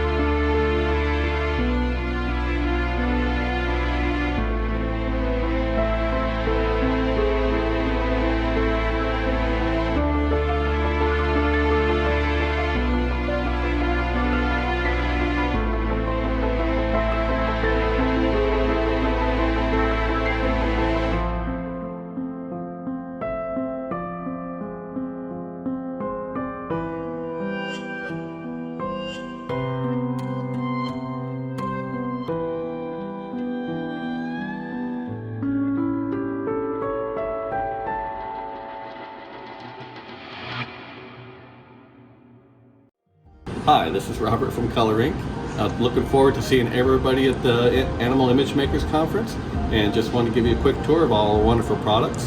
Right now we got coming in, of course, if you guys remember, we got the hexagon gallery wraps. Those things are awesome. Those things just hang up there and you can clip and unclip. Our ornament, that's a new one. That's going to be awesome this year. We've got our acrylic blocks, of course, and our menu mounts, all the fun stuff, the gallery wraps, the framed gallery wraps on that side of the house. I love this little circle thing. That is just the coolest. It's like a really nice, big, heavy acrylic block. Get the puppies on that one. All right, it's been great. It's good seeing you. I hope to see you soon. Thanks a lot. Have a great day. Robert from Color Inc. saying bye-bye.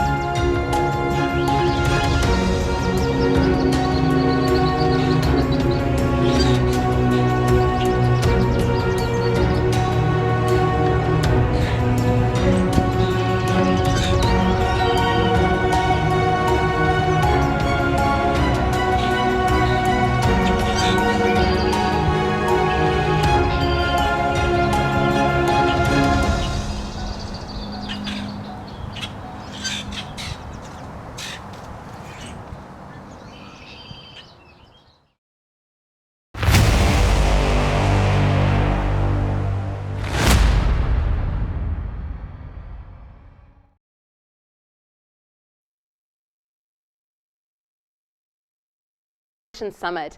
Our next presenter, Ronan Ryle, is coming to us today from Ireland. He is taking over from Mark Weber, who got sick at imaging and just was unable to do his presentation today because honestly he doesn't have a voice. So that is a problem. But this is one of those things that I think we all need to be passionate about, just being ourselves in business, letting ourselves come through as business people, as individuals, and really letting our clients see us as individuals as well. It's the one thing that sets us apart from everybody else. So I would love to introduce you guys today to Ronan Ryle.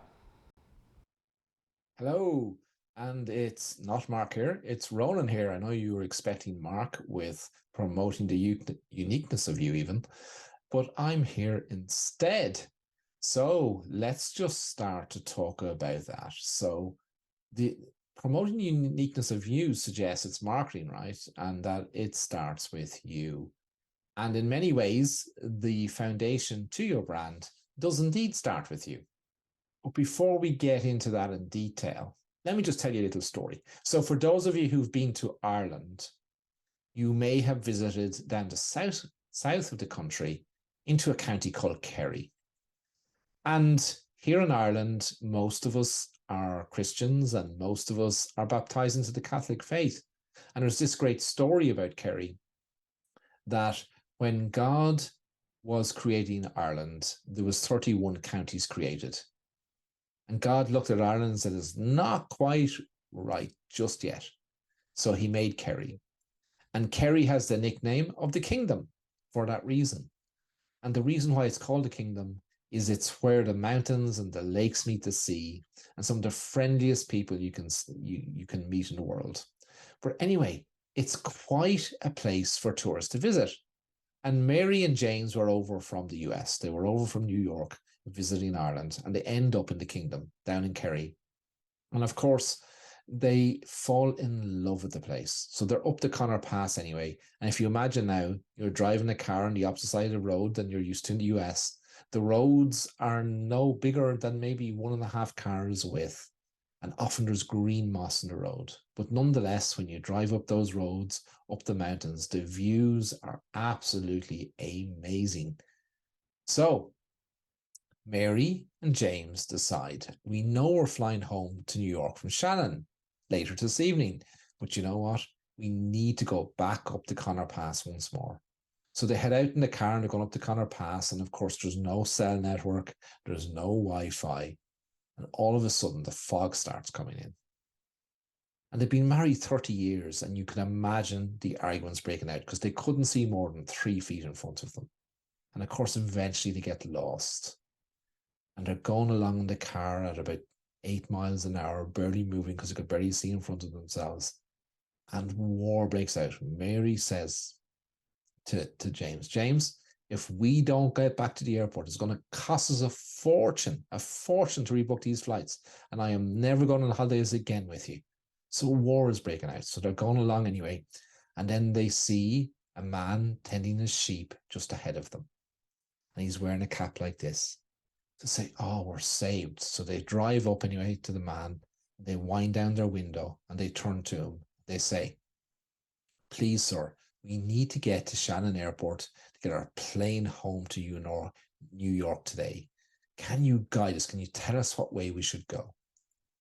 So he turns to them anyway. And down in that part of the country, they sort of have a singing accent. So he turns and he lifts his cap and he says, well, begorra now, if I were you, I wouldn't be starting from here. And that's a great story, isn't it? You know, that often we end up in places where we don't want to be starting from. And that's what I want to talk to you about today, you know, is promoting the uniqueness of you. What is that? What does that mean? And the question I would ask you is, so what is your legacy as a photographer? Because often I think that our industry is a little bit lost, right? I'm a strategist. I spend a lot of time on strategy and thinking about things and saying, right, what would we do if we reinvented the world? You know, what if we reinvented photography? What would that look like to our clients? What would that look like to people in our community? And often I say, you know, that I wonder what would our argument be to the following. Let's just say Congress decided they're going to ban portrait photography. They're going to ban animal image making. They're not going to allow it happen anymore. What would be our argument to them? Say, no, we're important. You need to keep us. What would our argument be? So my question for you then is to promote the uniqueness of you, right? Would your argument be we're award-winning photographers, or we create amazing images and our clients should come to us? That probably wouldn't win any argument, would it? Because it's all about us. So what instead, if our answer was much deeper than that? What if we were able to make an argument where we lead with our why? So hopefully some of you are Simon Sinek fans, right, that are watching this, and you understand the Simon Sinek golden circle of why being at the center of the circle, so that the great brands, the great leaders, the great businesses all start with their why, not with their how, or not with their what. However, when I meet many photographers and I say, what do you do? They'll say to me, oh, I'm a pet photographer, or I'm a newborn photographer, or I'm a wedding photographer. And yes, you might think that's promoting the uniqueness of you, but it's not really, is it? Because if you're honest with yourself, right, your clients don't care about you. It's sad, isn't it? They don't, though. All they care about is what is in it for me as your client. So the question I have for you is, how do you get there? How do you get to understand what your why is? And when I started down the road of trying to discover my why, it was a long journey. It was a long journey to decide, you know, why am I in this industry? Why do I do what I do? And there was sort of some personal events that sort of helped me discover my why, helped me discover the uniqueness of me, and to be able to make a difference to you, our clients. And those personal events were about 10 years ago. I have one son and 3 daughters. My son is now 31 this year, and I have a 28-year-old and a 26-year-old this year and a 20-year-old.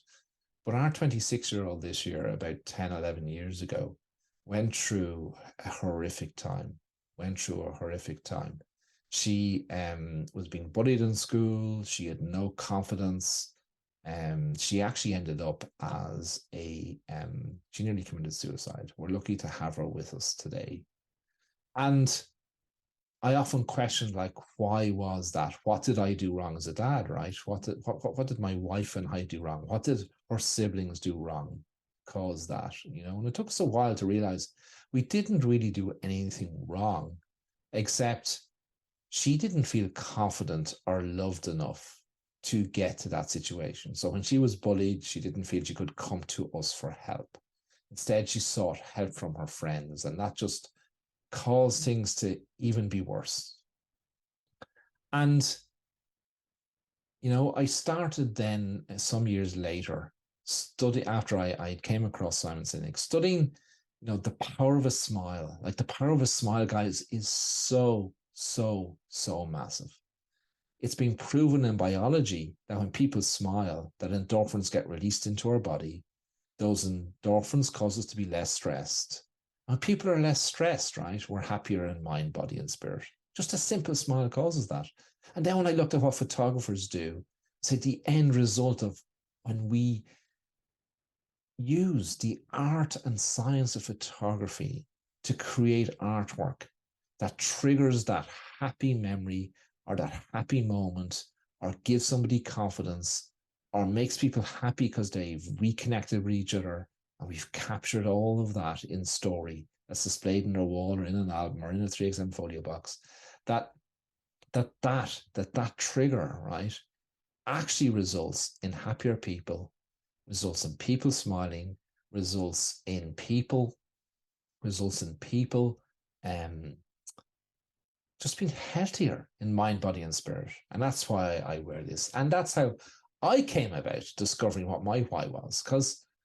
Because when I started to realize and look back and say, oh my gosh, when I see the difference that a lot of photographers make with their work, and I see how that gives people confidence, how that helps people reconnect, how that helps people just celebrate themselves, or their family, or their pets.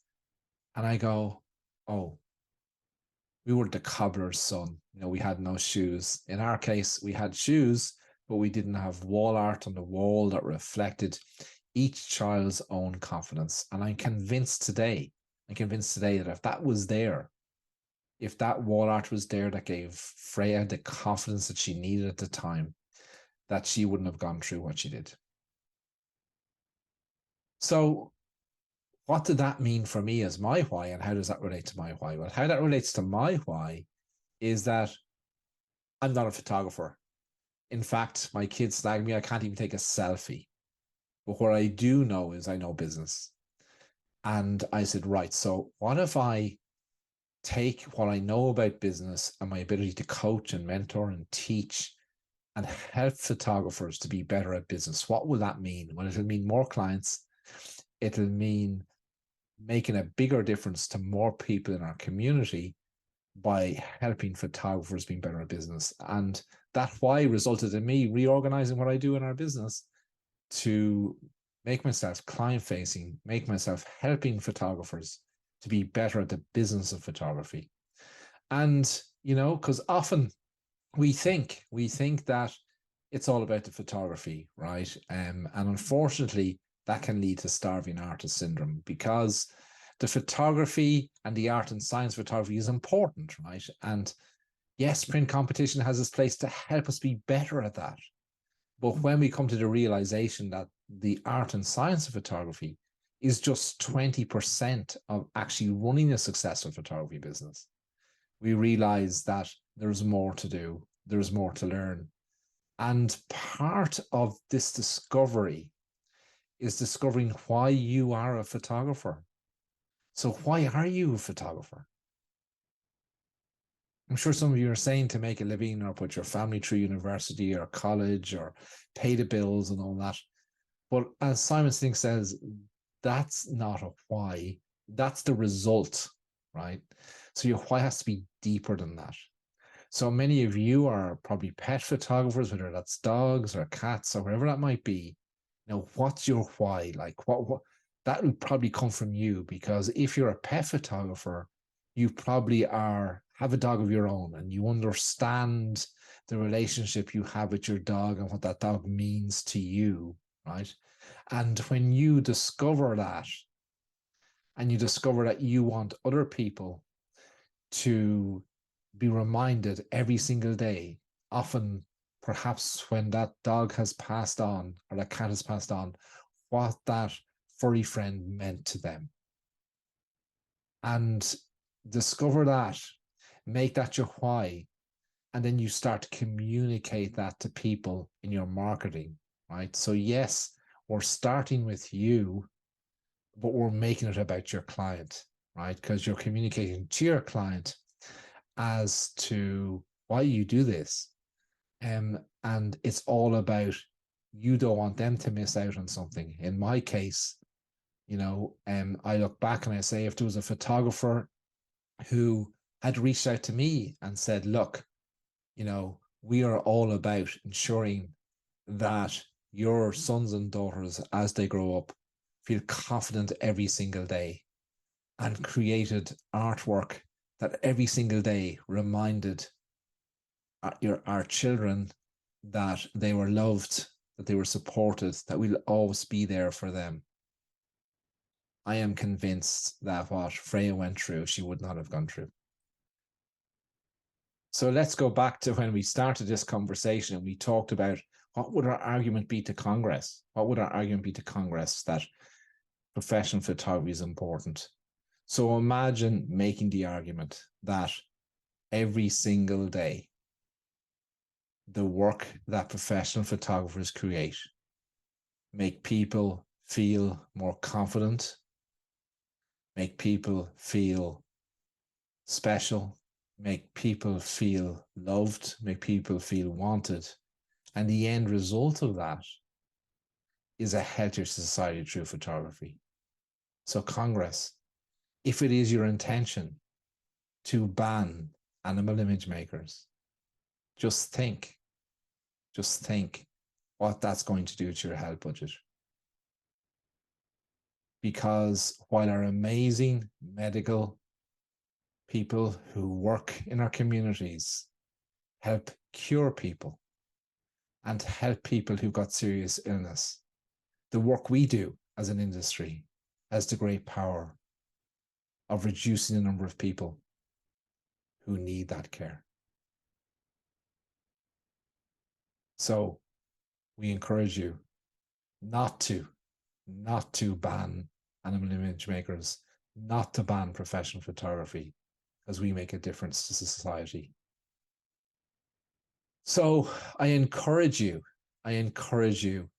to start with your why, discover your why. It will be a journey, but write it down, why you are a photographer, and then take some time to think about that and revisit it in a day or 2 days or 3 days, and then say, well, I think I am a photographer because.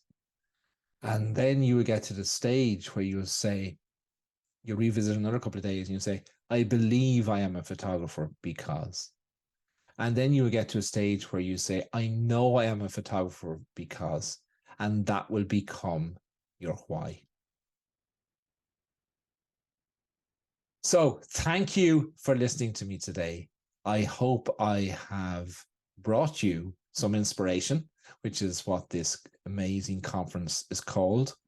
And that if at any time I can help you discuss your why, please feel free to reach out to me.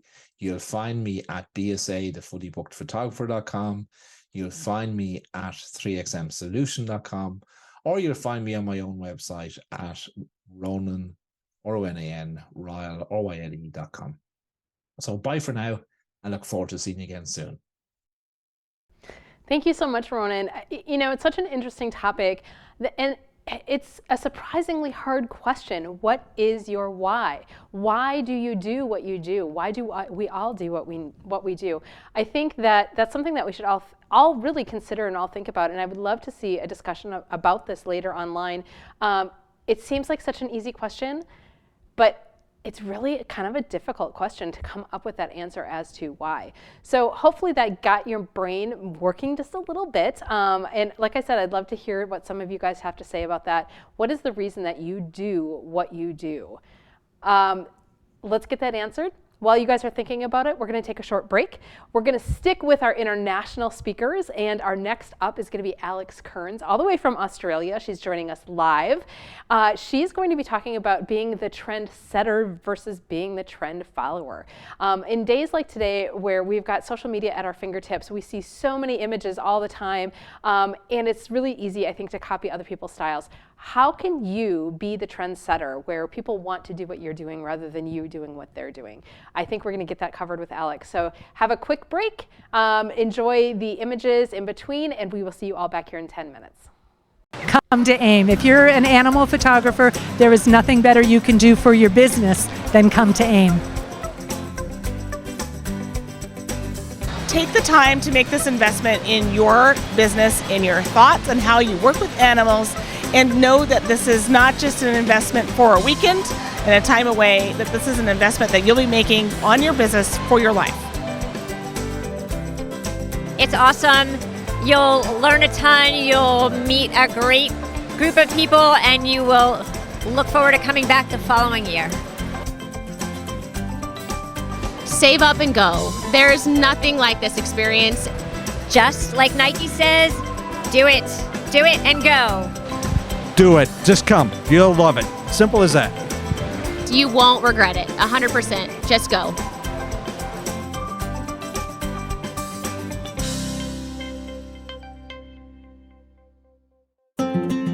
Tip for happiness.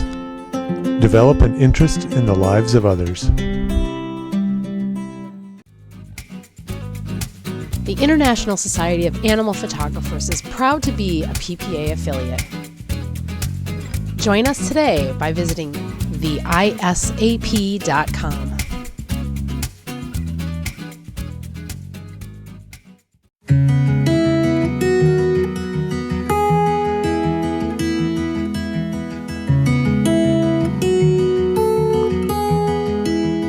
Hi, I'm Sandra Pierce. I'm going to be teaching at AIM, a 2-day pre-con class.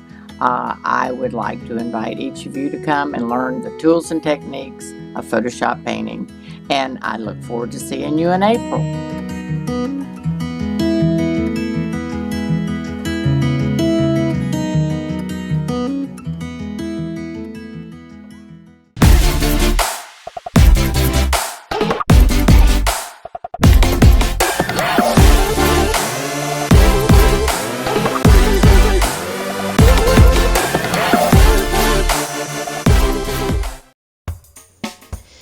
Showing no bones about it.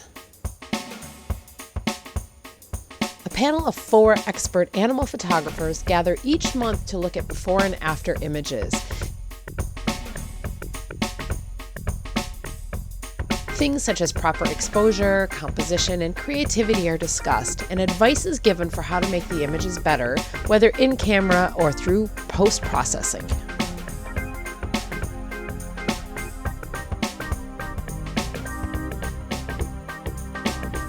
Get your images ready for next month. All the details are on the website.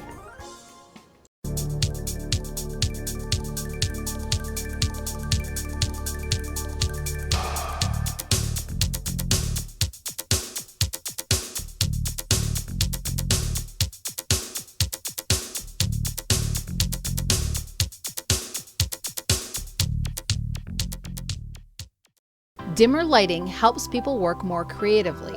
The darkness gives them the feeling that they are less constrained.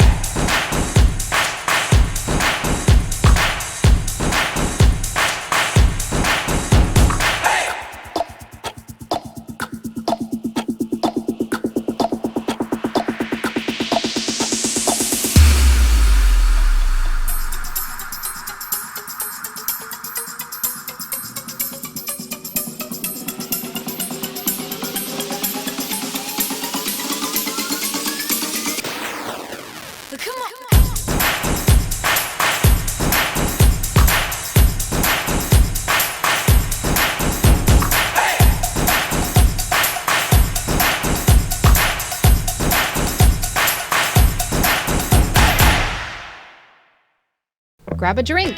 Being slightly intoxicated has been shown to boost creativity.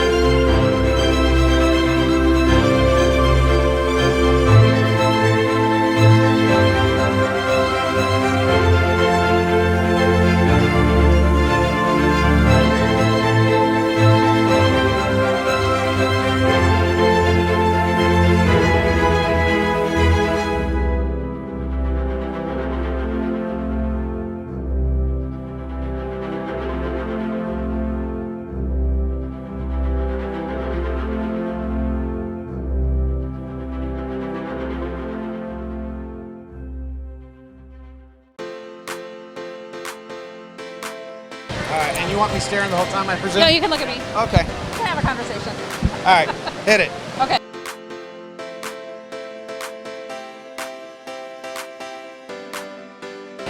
Accredited professional of Yes. Cut that part. Don't use that part. Okay. My glasses up.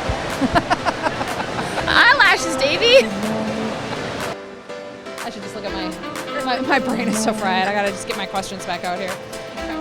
Got it. We're good. Thank you.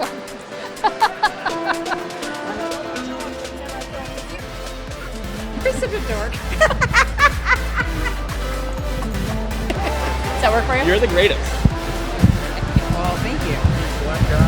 Oh my gosh, I've been playing that part all my life. Thank you. See, no edits.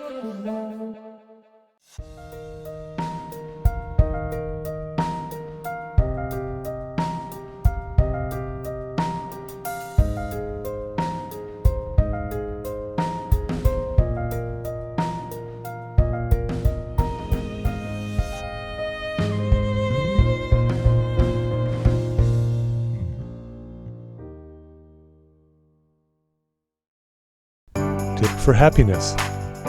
Be willing to change everything if the situation calls for it. To expand your creative capacity, try these tips.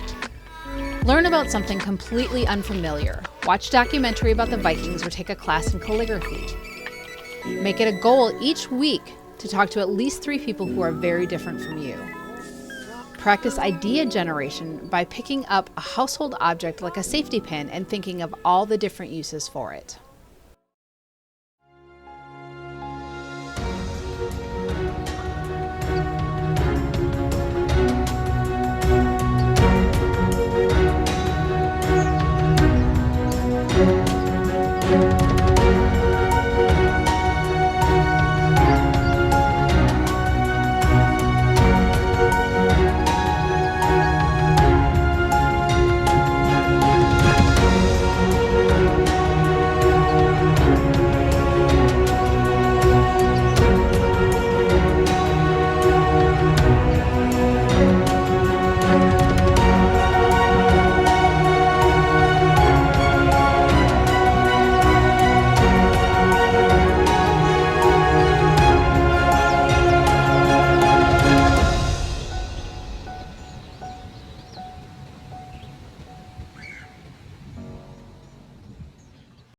The AIM community is awesome.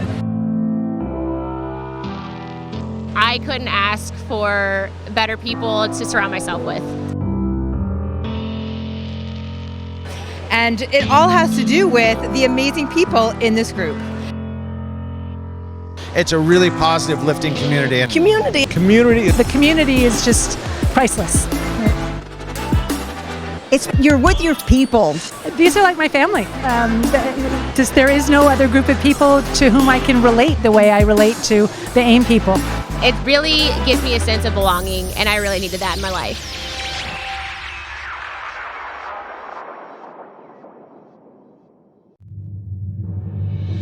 The International Society of Animal Photographers is proud to be a PPA affiliate. Join us today by visiting theisap.com.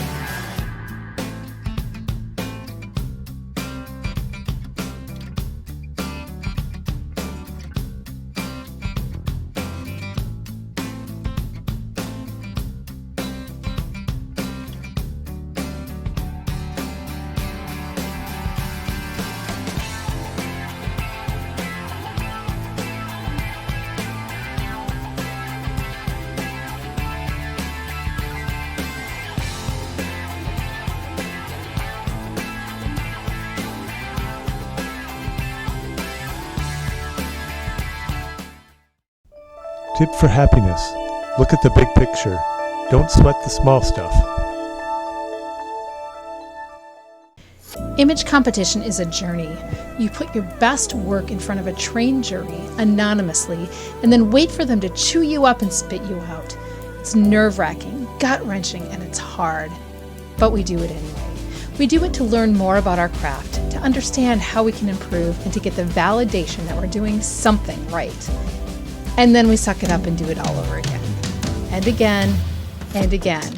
And after doing this multiple times, we look back and see what a huge difference this education has made in our work, how far we've come and how much more we understand. And our clients notice the difference as well. They start saying things like, I'm not going to be able to afford you much longer, and I can say I knew you before you were a rock star. And then our peers start asking us for advice, and we know we've come full circle. There really is no other experience quite like image competition.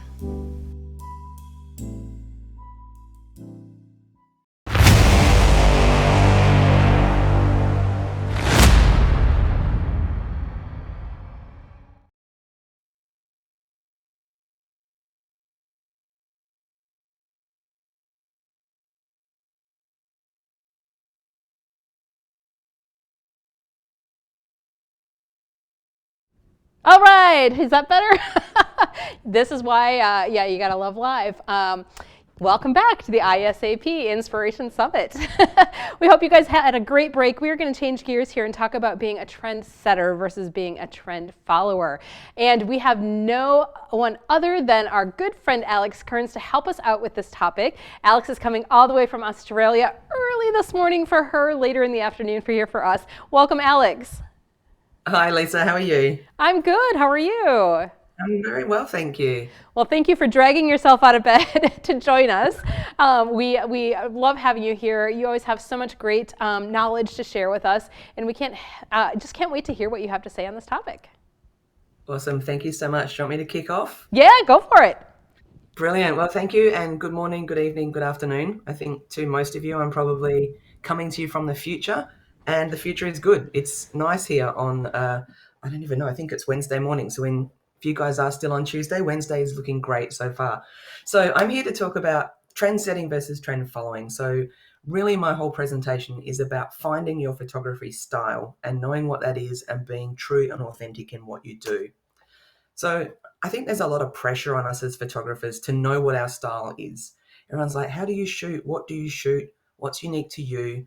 We all want to carve our own path. We all want to find our own way to represent animals that really reflects us and is identifiable to us. But as I say there, it's not something you can force, and nor is it something you can replicate from someone else.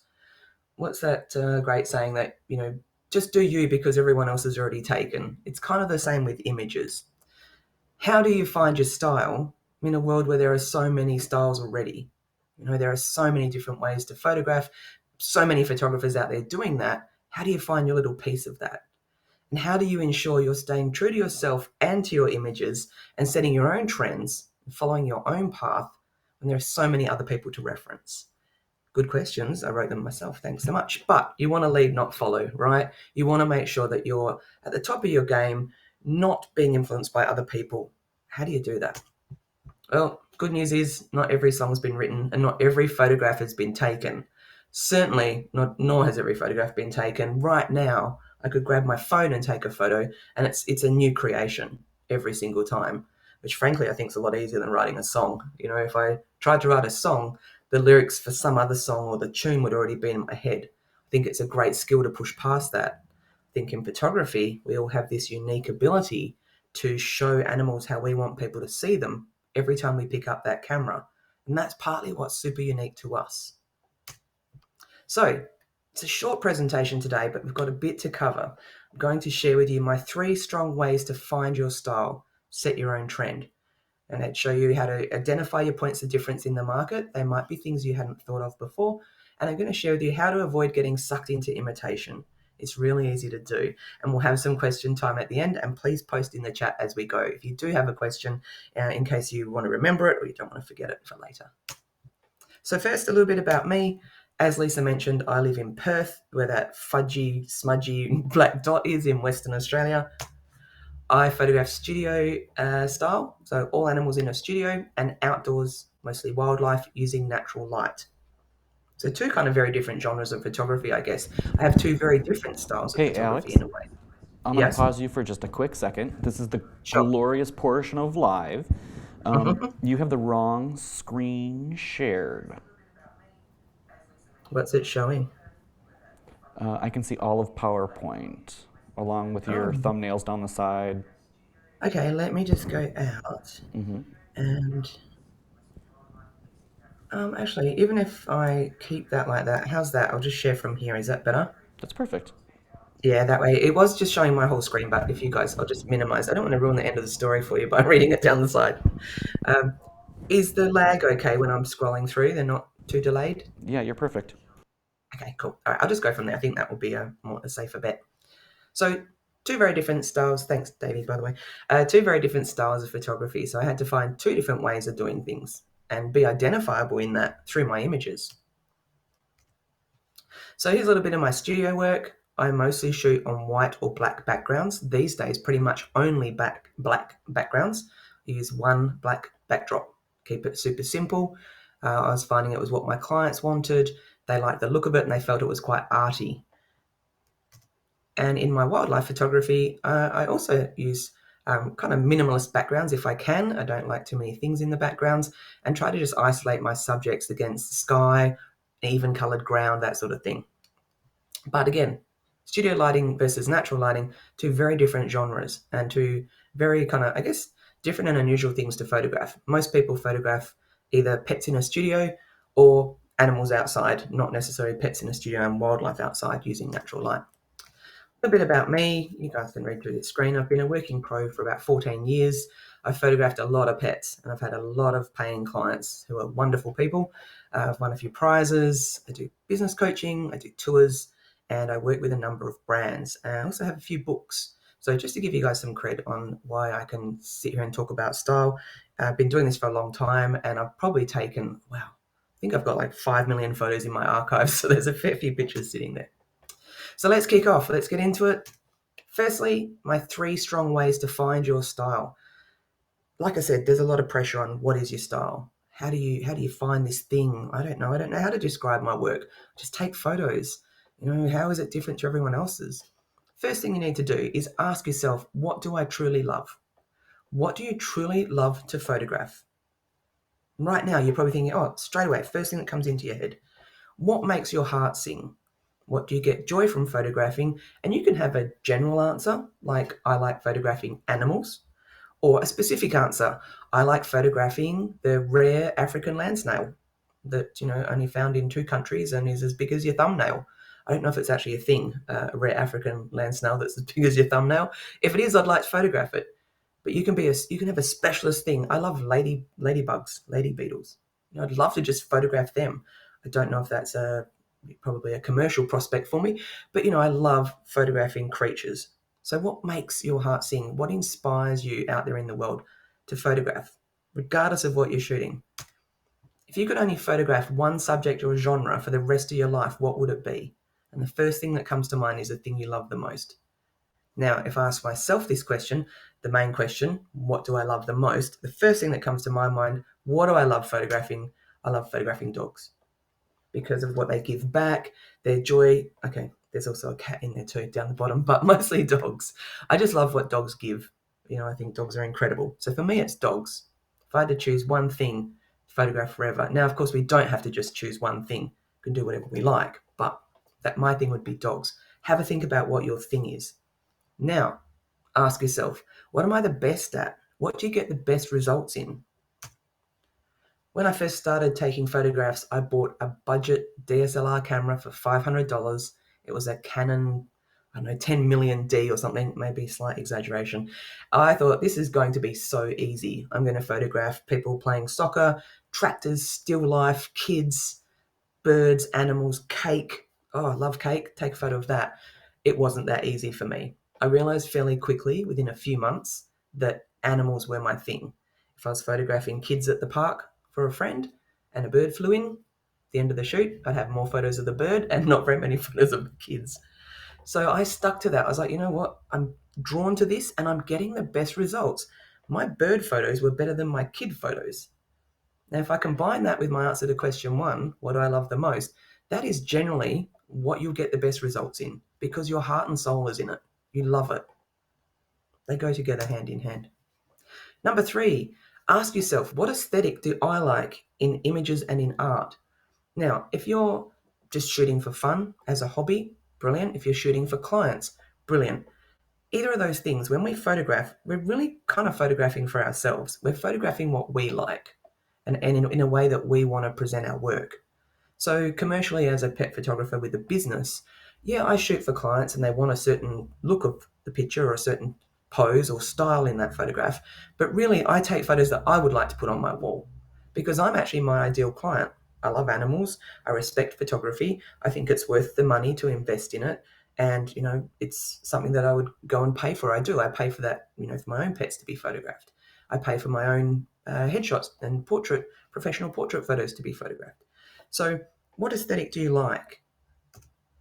So in my images or in images in general, in general photography, if I'm looking at particularly pictures of animals, I like minimalist. I like them to be a bit creative if they can, engaging, cute, fun, clutter-free, and subjects to look happy. I don't like seeing sad photos of animals suffering or anything like that. I like happy, joyful, engaging, bright, colourful. In art, I like minimalist, creative, clutter-free, and kind of abstract. So when I shoot studio stuff, liking, all those things, this matches the brief of what I actually like as a human being out there in the community, also acting as a photography client to some other photographers. And when it comes to art, I shoot in the style of what I like in art. There's a nice blurry tree from Africa, quite hard to do, believe it or not. This is a middle shot is a reflection from a lake, and then a picture, one of my favorite photos from last year, just a picture of some seagulls' legs on a red sign. I love the abstract nature of that. Abstract cropping really appeals to me. So when I photograph wildlife, I'll go for that. Something a little bit different to make me kind of stand out. Another, again, motion blur, hard to do. Go too fast with the blur, the whole animal disappears. Go too slow, and you actually get a very out of focus photo that looks like a bad shot. This I love because it looks like paint running. Probably took 200 shots to get that. Weird abstract stuff is what appeals to me, so that's what I will go and shoot. Sometimes when I'm just, taking 5,000 photos of that zebra, I'll then go for something a little bit different. The answers to those 3 questions make up the natural focus of your lens and your shooting style. So all you have to do is think about those 3 things. What do I love? What do I get the best results in? And what do I like in an aesthetic? And that is actually, if you look at your work, you'll see it matches those things. Now let's identify your points of difference. These are really important. We all have things in our work which are unique to us, and we need to know what they are so we can understand what our style is, stand out from the crowd and be a trendsetter, not a trend follower, and put our mark on our work. How are your images distinguishable from other people's? If I looked at your photographs, how would I straight away know it's you, apart from the watermark? Without that, how would I know it's yours? What's unique to you and to you alone in your photography? And what's your interpretation of the subject? And I've got there, we can all photograph the same subject at the same time in the same place, but get completely different results. No two photographs would be the same. And I love that about what we do. We all see things differently through our own creative eye. So my points of difference are the way I use light. So firstly, I mostly use one light, and look, it's right at the back of my head. Let's hope we don't find out in 20 years that's actually a bad thing. I'm sure it's not, but it's literally right at my head, and I kind of a little bit to the right of it. So I use light very, very close to me, nice and close to my subject. And in that, the way I use light and how I photograph particularly black subjects on the black background is quite unique to what I do. People can look at my studio images and tell they're mine, as can I. If you show me, images from 50 people, I forget about half the photos I've taken because there's been so many. But I can go, oh, that's mine. Or if someone sends me a picture saying, I think someone's stolen this from you, I can go, no, that's not mine. Straight away, because I know how the catchlight looks. I know what the light fall looks like. I know how much shine is on that first dog's coat to light it up. So that's one of my points of difference. How I use light, my catchlight looks like, and black on black particularly, the fall of the light on those subjects. What else sets me apart is the very small backdrop area I use that helps me get these photographs. And that's it there on the left. It's basically an Ottoman kind of couch thing that's about probably 40 inches by 40 inches. And I've got 2 bits of yoga mat flooring wedged up either side and some black board with black fabric on it bolted to the wall. All of my animals I photograph sit in that box. I can fit 5 big dogs in there, believe it or not, a front row and a back row. So I use a very, very small contained space. Now that studio room that you can see there is about 4 or 5 times bigger than what you can see. I use that tiny space. I could photograph in a bathroom if I had to. I like a small contained space. So that therefore impacts the look and feel of my photographs because I'm sitting very close. My setup is very, very tight. The close proximity to my subjects enables me to get a lot of interaction and character. I'm literally sitting an arm's length away from them. That's it. Super, super close. You saw in that first photograph where I was with the dog, I'm literally sitting right in front of the dog, slightly lower on ground level. So my experience comes into play there. That's what impacts the look and feel of my photographs. That's one of my points of difference. You can only get good relaxed photographs of animals if you've got them in a situation where they're feeling good and relaxed. And that leads me to my understanding of body language and behavior. Their comfort level is super important. Sitting close to some animals can be seen as quite intimidating to them. I need to know what makes them happy. The possum sitting in the hand felt comforted. The owl was so relaxed it was scratching. And I learnt what, the noise that I made, if I made a certain noise, that the eagle did a head tilt. They're things that I need to know to be able to predict and preempt what I'm going to get. So the poses I get as a result, the character-filled pictures, the personalities that I get as a result. Funny segue, someone, a news article posted the owl picture once and said it was blind. It's not, she's just got her eyes shut. She was like, actually, can you correct that for me? I'm just blinking. And what else sets me apart in the way I shoot is the shot list in my head, my signature style.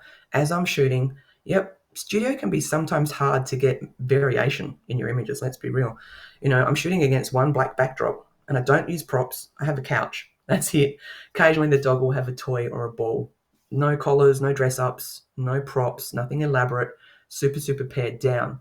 But as I'm shooting, I'm thinking I need a high five, I need a half face, I need a Zen dog. That dog also has eyes, is just blinking. And I need, looking down, because they just kind of break up the mix of a dog sitting there looking at me, standing looking at me, looking to the side, looking up, looking down.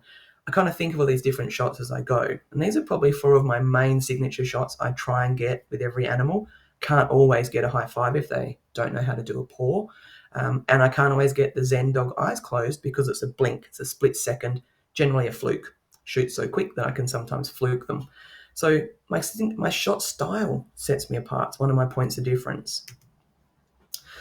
On that, when I first started shooting, as I mentioned, I was going to photograph everything. Everything's so easy, and realized it's not that easy. So I started photographing outdoor pets. Then I started photographing outdoor wildlife only. I thought pets outdoors was too hard for me. Still find it a little bit hard now. Great with wildlife, I think, because they're further away. I like close studio stuff, but further away wildlife stuff. Pets quite up close, I find a little bit difficult, and it's not my comfort zone outside. Then I just started doing studio, all animals in the studio, and now studio and wildlife, using those two different types of light. My early work in 2008, I've actually looked up the date, April 2008 it was. This is some of my early work. I think they were a bit yellow, have a slight color cast, but if I was to describe that, they're minimalist, distraction-free, clean backgrounds, no man-made objects, animal fills the frame mostly, they're portraits, not action shots, and they're in color. If I look at my current work, this is some of the stuff I've done in the last few years, and now I describe that to you, guess what? It's minimalist, distraction-free, no man-made objects, clear backgrounds, animals fill the frame, portraits, not action, and color. Generally, too, mostly outdoors, I'll do single subjects. So my style was there all along. It's always been there right in front of me since I very, very first started shooting and seeing what I liked, what I got the best results in, and the aesthetic that I wanted in my images. You don't need to force it. You can just let it evolve, and you can go back and look over what you've done, and you'll find it in there. Anyone can send me 20 photographs or to their website, and I can tell you what your style is, even if you don't know. Open invitation there if anyone wants to do that.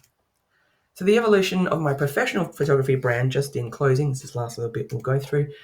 I just want to show you this because this is how my brand has changed and grown. So when I started out, I mentioned I was doing outdoor pets, and I originally had the slogan, shoot your dog, which I thought was really witty and clever, until I started working with some animal charities where people were actually shooting their dogs, and I kind of went off that pretty quick. I thought, yeah, it's not very fun play on words.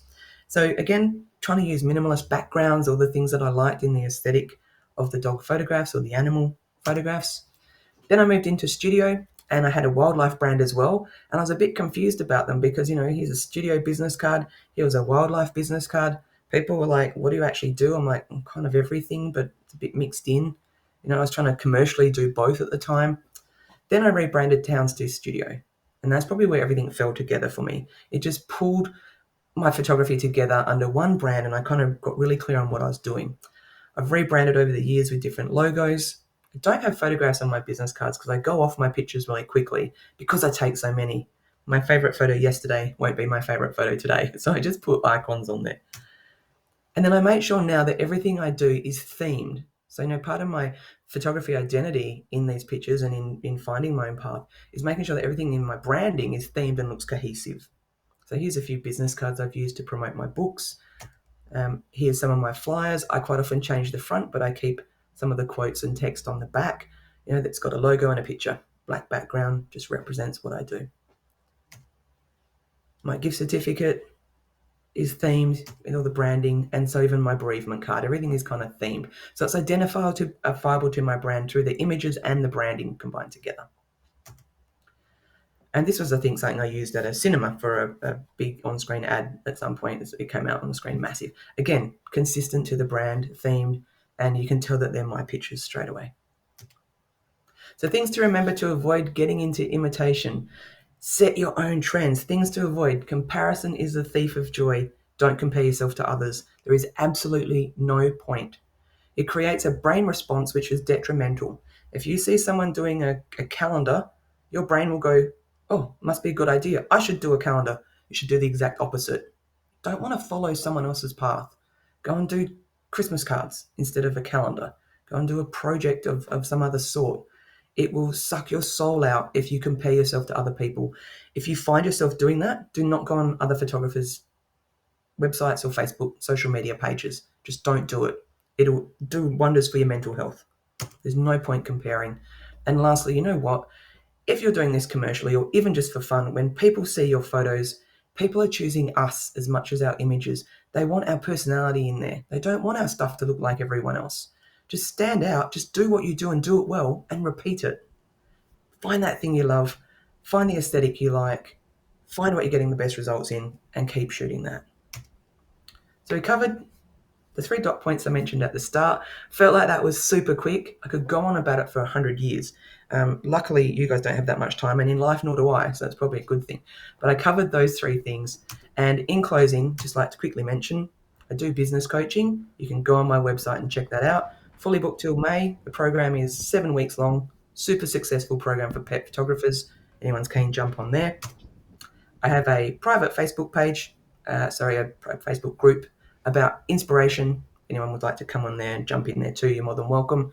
It's for creatives of all sorts, not just photographers.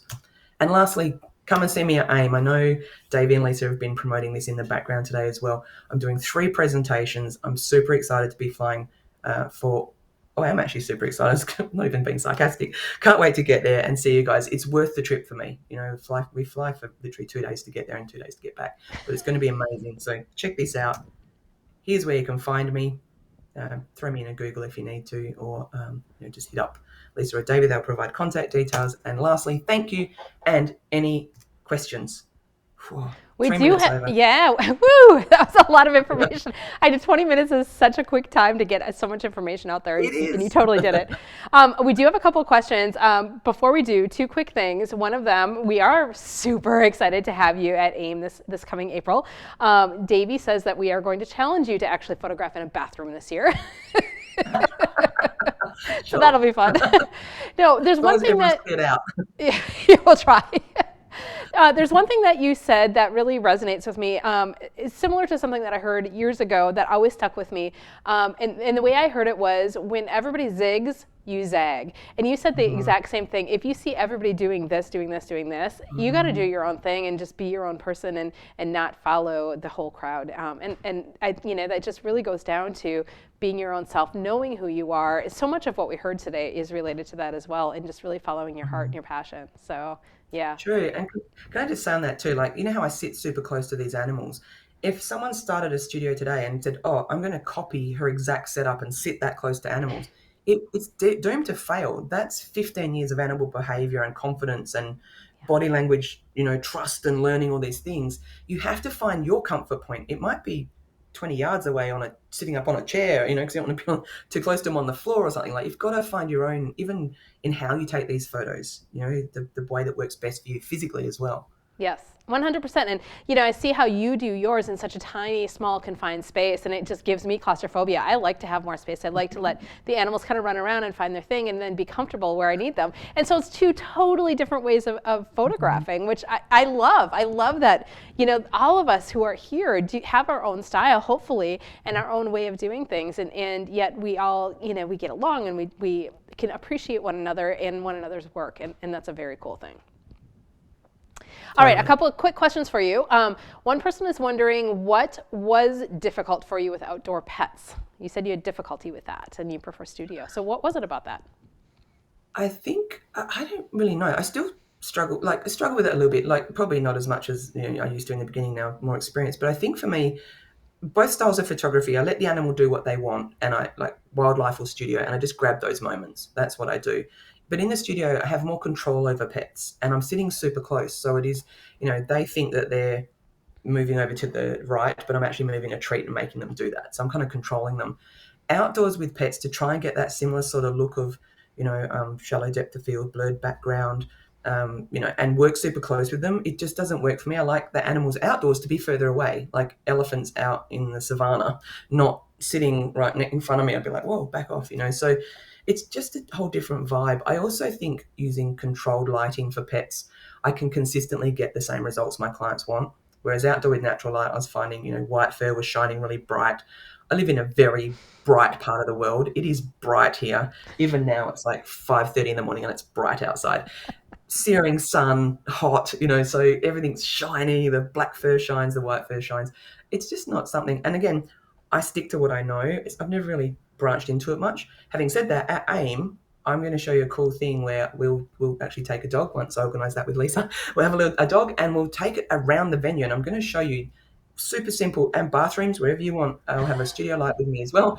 Places you can photograph that animal that you wouldn't even think of, So I can do that sort of stuff, and I can certainly, look at an environment and go, I would photograph here or here or here.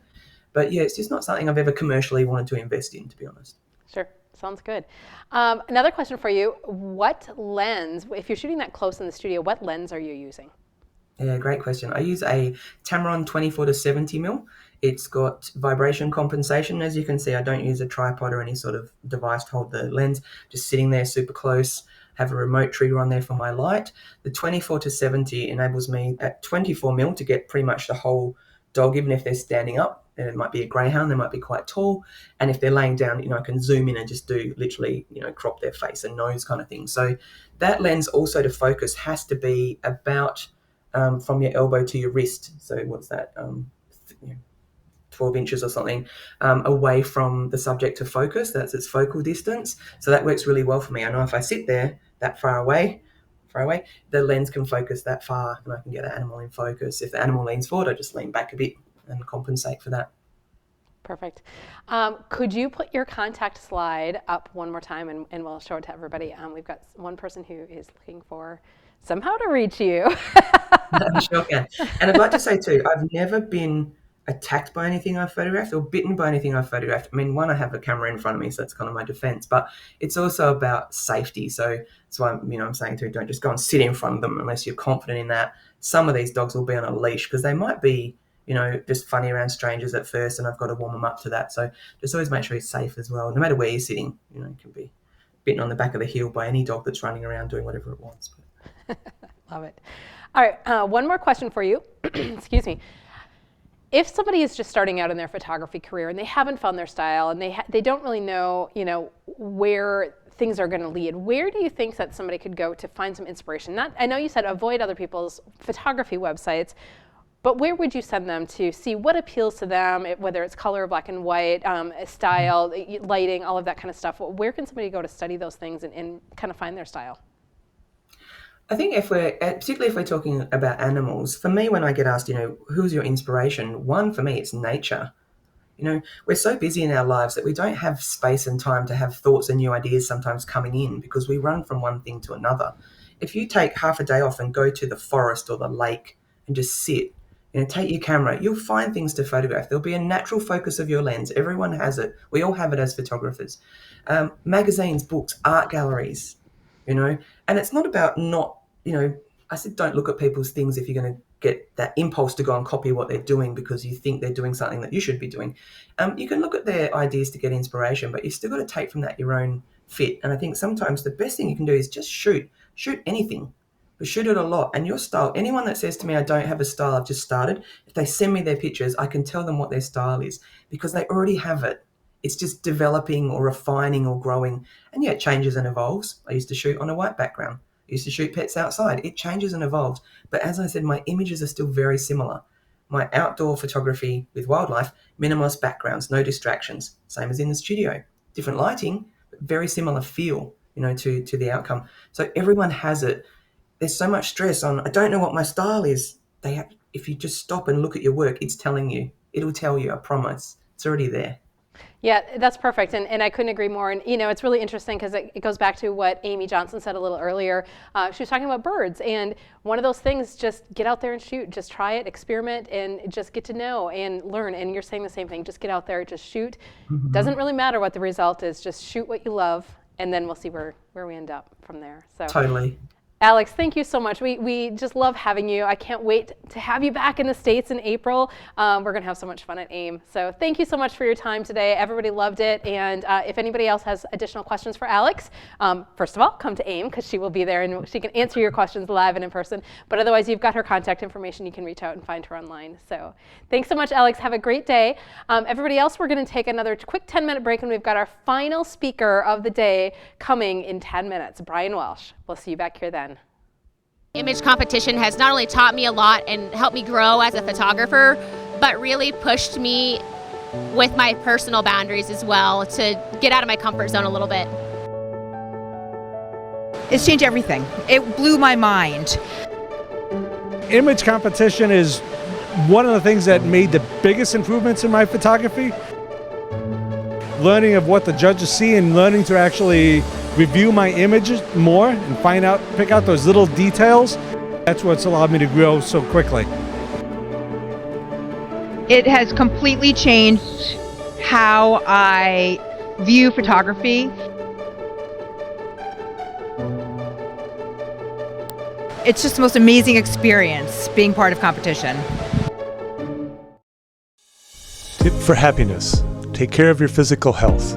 Much of your emotional health is helped or hurt by your physical health.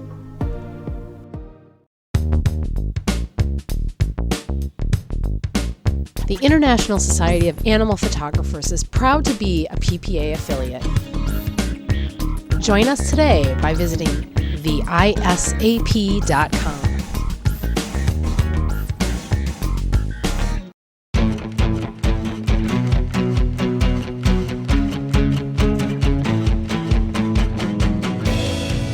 Hi, I'm Brian Welsh, and I'm excited to come to AIM this year and give a talk that I'm really passionate about. And it is on overcoming limiting beliefs and how to overcome imposter syndrome. It's something that so many of us, in fact, I would say everybody suffers from in some way. And so I just really feel honored to be able to give a program that is meaningful and will help you on your journey as a photographer.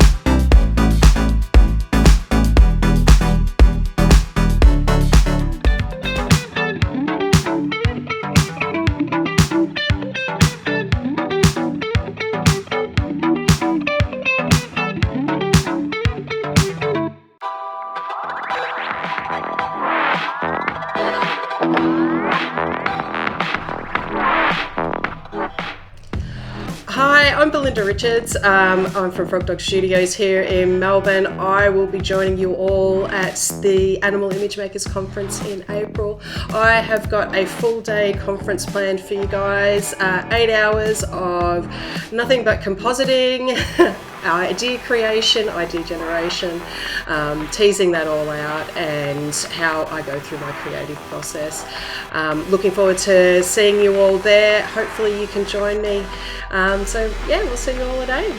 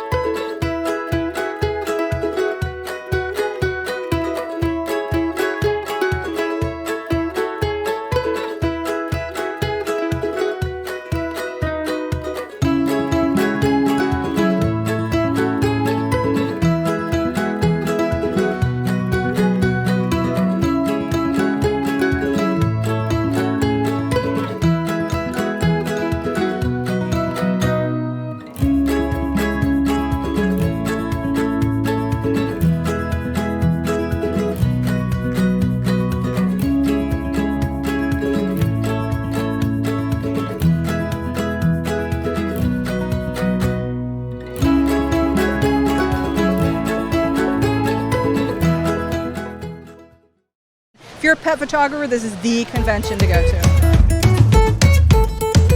To be able to go to an event that is animal photographer focused, both for the networking and the education, is just an opportunity that exists literally nowhere else.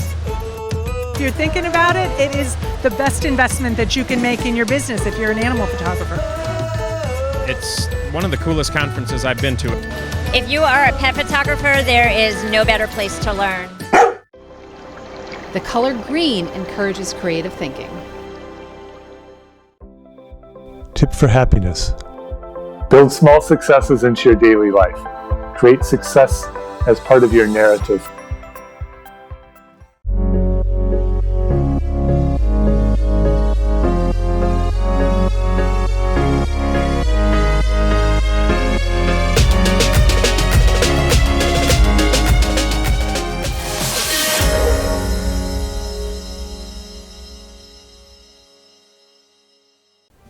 People are more creative when they're feeling positive emotions. Jumpstart yours in minutes by trying one of these. List 5 things you're grateful for. Listen to a piece of music you love, or look at videos of cute puppies.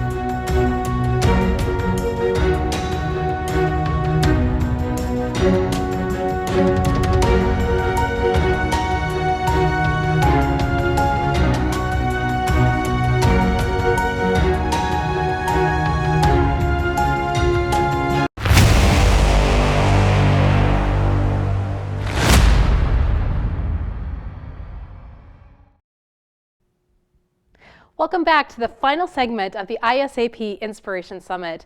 We are so excited to welcome Brian Welsh here today, who's going to be talking about your soft skills toolbox, I believe is what he refers to it as. If you don't know what that is, you are in for a treat. I think that this next talk is going to bring kind of everything that we've heard throughout the day full circle and kind of compact it into one. Let's bring on Brian. Hi, Brian. How are you? I'm doing great. Can you hear me okay? Yeah, I can. Thanks so much for joining us today. Not only am I excited to have you here today, but you're also going to be speaking for us this year at Animal Image Makers on a topic that, if people haven't seen the promos throughout the day, a topic that I think is such an important one for so many of us, and that's, just a quick preview, getting over fear and imposter syndrome. Yeah, none of us are immune to that. Our industry almost breeds imposter syndrome as we compare ourselves. I mean, you can look at the Ben Shirks and the Christy Eliases of the world and say, well, I'm not that good. Or you can look at you name it and say, well, I'm not that, but we're more than enough. And it's finding what gifts we have, how we can then give those gifts to our clients and create the art that we want. So I'm thrilled that you want this kind of message, because it's not the typical nuts and bolts photography conference message, Right. but hopefully it's one that people really get fed with. So I'm excited. I am too, and like I said, I think it's such an important topic because you're right. The industry is full of people with imposter syndrome. It's just so typical, and we've all been there, and we all get back there at some point too. You do get around people, and you're just like, oh, I'm not worthy, and you know what? We are worthy, and it's finding that worthiness and believing in ourselves, and that relates to what you're talking about today as well. Yeah, one of the things that I want to share quickly is I'm going to share a story, and it's really my dog's story. And the day that we went to pick him up, we didn't think we were going to be, the breeder had kind of talked, and there were 2 of the puppies that were going to be only show dogs, and there were all the other puppies were spoken for. But Kipper, our dog's back legs were like 2 millimeters too wide, or some story in there. And so he was graded as pet quality. And so we got the phone call, and we were able to go get Kipper. And the funny thing about it is he's the perfect dog for us. He is absolutely perfect. Every once in a while, so his brother, Marty, who's the show dog, every once in a while, I'll tell Kipper, I know you could take Marty in a race, or you're more athletic than Marty. Both of the breed line, their dad was one of the national champion earth dogs. And so he comes from this really, great bloodline. And but I have to let him know he's exactly who we need. And we are so blessed to have him. So yeah, kind of talking about that we're more, than sometimes we give ourselves credit for, that we're exactly who we need to be when we need to be, that for our clients, the memories that animal image maker photographers create for those families. I mean, in a sense, he's our fur baby. It's just such an important message. And I can go in so many different tangents that I'm excited to share in the program. I'm not going to share all the stories. I kind of shared my little dog story there, but I've got some where they related to me personally, my imposter syndrome, my coming up in the industry, but also then each of you have those stories, and then finding ways to get through that, right? So not only can we identify that we have those problems, but then we got to do something with it. We have to be able to come out the other side and feel, complete and have a clear roadmap into where we're going. So, do you have any questions before I illustrate some other things? We have one question. What breed of a dog is Kipper? Kipper is a Jack Russell. He is a little Jack Russell, and he's running around here. I might be able to grab him for a little appearance. We'll see. He wanted to be on camera so bad. Perfect. Well, I don't think that there are any other questions at this point. We're excited to hear, what you have to say. You talk a little bit in your bio or in your description of your program for today about a soft skills toolkit. And I think that we should just get into it because I think people are eager to hear all about that. Yeah. And so one of the things is, as we think of the skills that we need, and I like to illustrate it through things besides photography sometimes. And in our interview that we did earlier too, and one of the questions you had is, how can you come up and talk to Brian at AIM? And I kind of talked about golf, for instance. And so one of the things with golfers, there is this ability to work on the fundamentals or the technique. Same thing with photographers, right? We want to learn lighting and posing. It's then having the skills to actually use those lighting and posing fundamentals in actual sessions. That's so important. So you're developing the fundamentals and the technique. You're developing the skills. Then there's also this section, and I'm just going to put my glasses on so I can read it. In golf, it's the fitness side of it. So it's then getting the reps in on being able to do that on a regular basis. So in photography, it's great to know how to light and pose. It's then being able to recreate it. But then can you have the fitness to be able to do it over the course of a year, a season, a career? And then it's the mental side of it. And last is strategic planning. But this mental side of it is one that always gets left out. And so one of the things that as I read and really learn, right, because we're all on this journey together, these soft skill toolboxes, so to speak, is where we have the most growth or opportunity. Phil M. Jones, who I study with, and I happen to be one of his certified guides, he always talks about having curiosity. So if we have a genuine curiosity of how we can be of service, how we can help others, then we can really have empathy. And empathy is, as Phil talks about it, is really from John Acuff, who talks about caring about what the people you care about, right? Caring about what the people that you care about, what they care about. Having that empathy so that we can have courage to take risks, courage to be able to make strong recommendations, courage to, really go that extra mile. And so it starts though with curiosity, empathy, and then the courage at the end are some of the things in the toolbox as we kind of develop them. I think that, again, that it's kind of one of those things, begin with the end in mind, but also begin with really finding out what your clients need. First, you have to know yourself too, and what you can deliver on. So those are, some of the high level things, kind of unpacking it. There's so many things in our soft skills that we need to get really good at. Empathetic listening. Most of us listen for an opportunity to speak. We don't listen to help understand what that person needs from us, right? And maybe that hit home for some of you right there. Even in your family relationships, you're listening just so you know when it's your next turn to speak versus listening for understanding or developing that empathy. I just want to cut in for 1 second here, because it's an interesting thing talking about listening. And I heard a long time ago, and I think it's so true, that there's a difference between listening and hearing.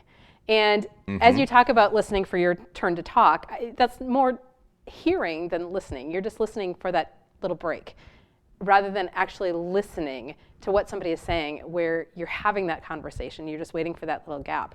So I think going forward, that's one of those things that we all just need to understand, that listening to somebody is listening and engaging, and not just hearing and waiting for your turn. Yeah, and you probably have seen this many, many times in image competition. As you listen to the judges speak, when those judges who have a really firm idea of maybe why they're challenging for or against whatever place they find themselves in, and then basically when they can say, in light of what my fellow jurors said, I'm now going here. They were actually listening, not just trying to make arguments on how they can be right. There's a famous Steve Jobs quote that he says, "Let me explain it to you again until you understand." And that's not the way the world should work. It's based on the fact that you said this, I can now recommend this, or based on the fact you said this, I now see a different perspective on things. Based on what I heard, it's a much more freeing kind of place to be. And that can lead to that imposter syndrome, is feeling like you have to have all the right answers. You never will. You have to have the ability to take all the right inputs in and formulate a answer based on the fact you said this, I can now recommend this, or this is the direction I want to take my business, or really my free time. How do I want to structure things? I am a fan of the idea of work-life balance, but there's not really a balance. So a teeter-totter goes up and down. There's always motion. Our lives are always in motion. We don't want to be stagnant. We don't want to have complete balance. We want to be able to find rhythm and motion. And a lot of that is by really listening. And then again, having the courage, going back to that final step, to then go in a direction. So those are the soft skills that we really don't teach as photographers. We teach a lot of the fundamentals: lighting, posing, sales, marketing, but not what to do with all of that. Yeah, I think you're spot on about that. A lot of it comes back to, and what we talked about earlier today is the mental capacity. We've heard that a few times today, and don't be afraid, or it's okay to be afraid.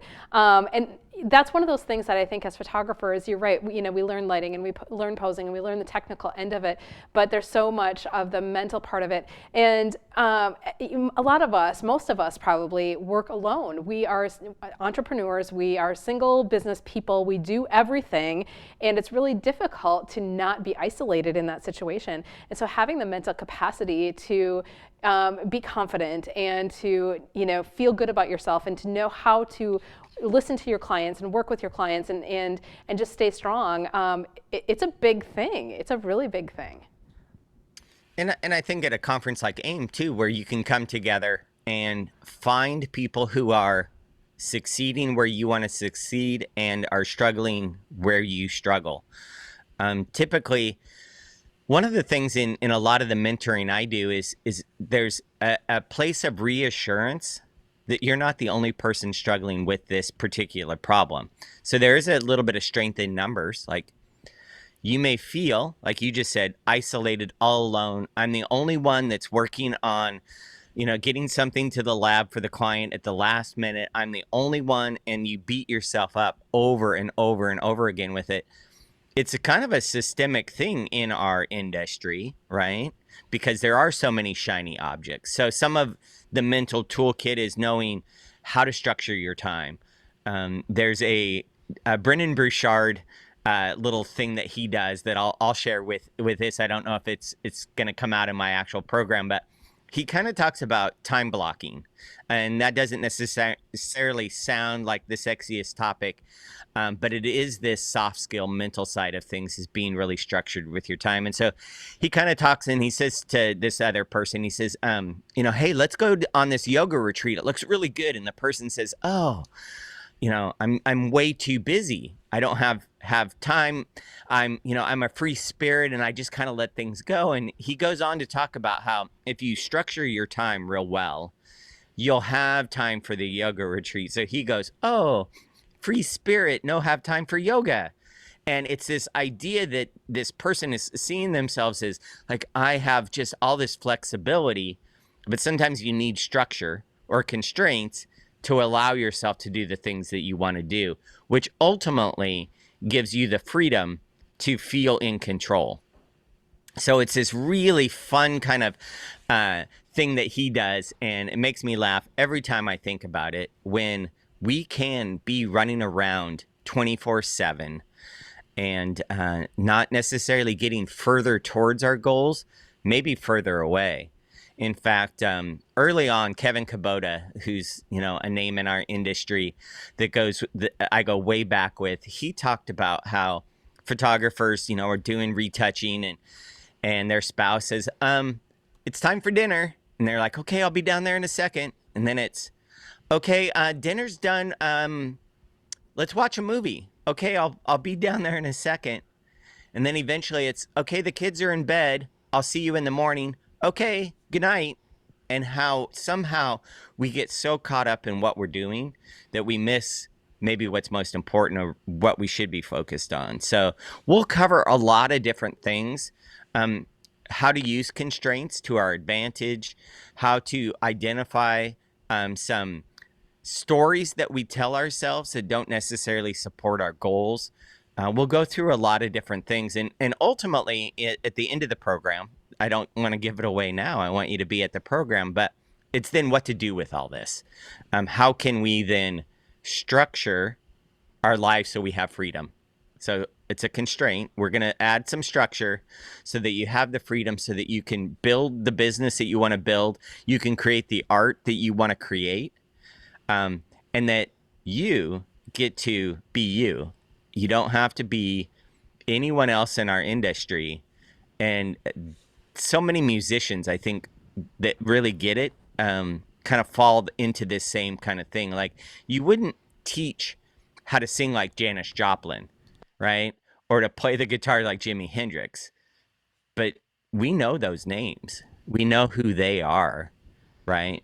But there's a lot of imposters that are just trying to be Jimi Hendrix or trying to be Janis Joplin or insert famous musician here. We do the same thing in our industry as well.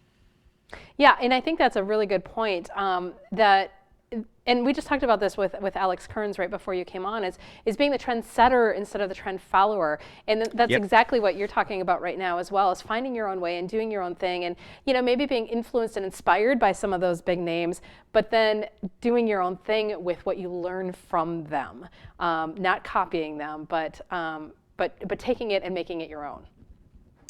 Yeah, drawing inspiration. I mean, I have some images that I've created that I look and I say, okay, this is Tim Kelly from Florida. This would be a Tim Kelly inspired portrait.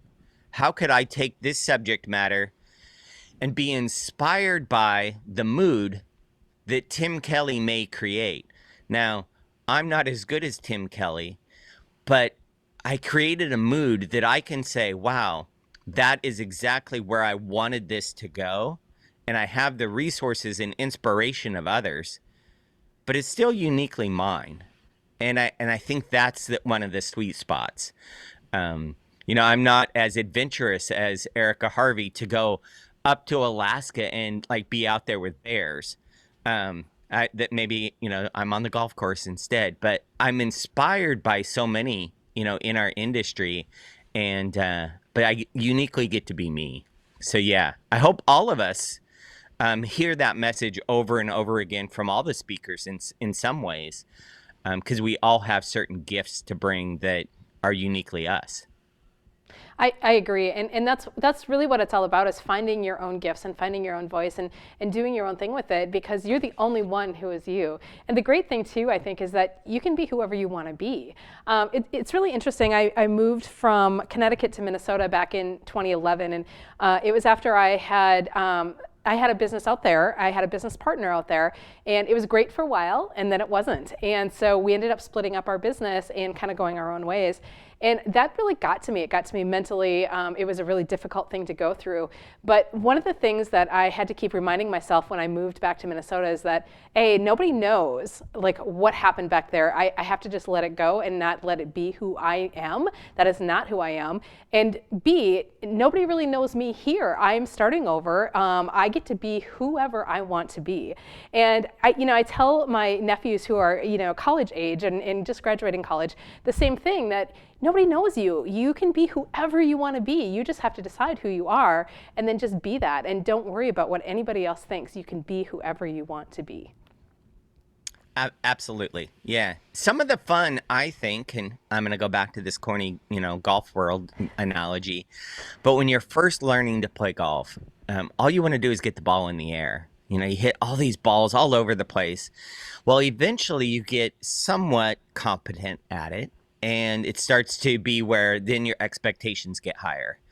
And then eventually it's like, oh, I missed that putt, and I missed this, and I could have shot this if I had only done this.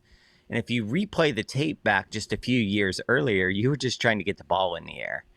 And how quickly we forget. But at the same time, we don't earn our living necessarily, by our golf shots. We do with our photography, but you need a certain element in this of play, where you can take risks, where you can make mistakes. So some of imposter syndrome comes from also the idea that there's perfectionism, that there's some perfect way to do it. I think we all instinctively know there is no perfect. and we've said it as judges probably more than we should, 100 doesn't mean perfect. It means this image hits the 12 elements and creates a perfect storm, so to speak, of perfect. But yeah, there's always something, not only in an image, something, oh, I wish I had done over again. One of the things from National Speaker Association that we're kind of told is there's always 3 talks. So for instance, the talk that I'll give at AIM, there's the talk that I intended to give, or that I set out to give, the talk I actually give, and then maybe the talk I should have given. And the better that I do the job of giving the talk and the one I should give, the better I match those up, the better results we get, right? So you'll see even in my program there, probably this little bit of serendipitous moments where I feel led to kind of, illustrate this point a little more, or that point a little more, or maybe it's going to be a conversation in the hallway I had with somebody 5 minutes before I go on stage that makes it in the program because it was the right thing to illustrate. So giving yourself space. There is no perfect. There's just the feeling and the right thing to do at the right time. And so that's a soft skill also, having flexibility to incorporate those things, take risks, have fun, right? Our art, our business should be fun. And if we make it so structured with perfectionism, we will never really get the results we want. You're right. And I think, like you said, there is no perfect. And certainly we can strive for it, but we have to understand that we will probably never reach that point. But you're right. When we turn back the dial and we can see our growth over the years on our journey to perfection, that's really, I think, what it's all about is watching ourselves grow. It's fun to look back at our work from 5 years ago, 10 years ago, however long, and you look back and think, oh my God, I was so awful. My work was so bad. How in the world did I make a living doing it when my work was so bad? But I kind of chuckle to myself thinking, all right, 10 years from now, 15 years from now, I really hope that I look back at my work today and think the same thing, because that means that I am still striving for perfection. I'm still learning and I'm still pushing myself and I'm still trying to be the best person that I can be and find my voice in this mass of photographers who are out there, which is okay too. There's enough work for all of us. Yeah, absolutely. And really it's, if we don't focus on ourselves, but we focus on the people that we want to serve. So again, who do we serve? How do we serve them? Caring about the people we care about, what they care about, take the focus off ourselves. We're actually doing what they need us to do at the time they need us to do it. I agree. I look at some of my first competition images that I got, trophies on that probably wouldn't merit today. And it's like, wow, how far our industry has come. And a lot of it is through the sharing and the growth that we see in others. So it's this fine edge of being inspired by, but not consumed to become that other person. And so that's kind of some of the stuff we'll unpack. But again, having kind of a clear game plan so that you can get beyond this imposter syndrome, comparison syndrome, and being the best version of yourself. I love it. And I think that's the perfect point to end on right there, is just being the best version you can of yourself. Brian, thank you so much for your time today. I can't wait to hear more from you at AIM. For anybody else who might be interested, all the information is online, animalimagemakers.com. You can get all of that there. Make sure you also visit theisap.com for all the information about joining the PPA affiliate, the ISAP, which is the International Society of Animal Photographers. Thanks again, Brian, and everybody else, thank you so much for your time today. I know there were a few frustrations with the platform that we used. Hopefully all of that got worked out for you. We really appreciate you taking the time today, and hopefully we have inspired you and you've learned and you are on your way to some additional growth this year. Thanks again. We will see you all very soon.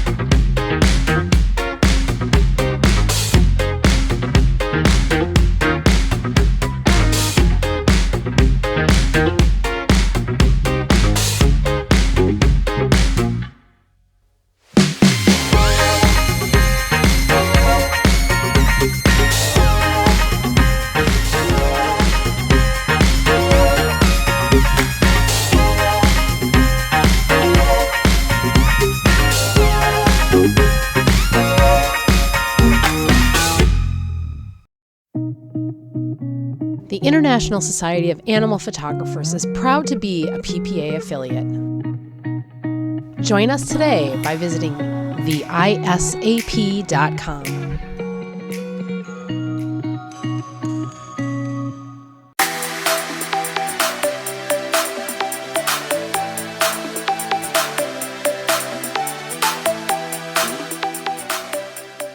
Hi, I'm Sandra Pierce, and if you're looking to start Photoshop painting, I am going to do painting tips and tricks at the AIM convention platform.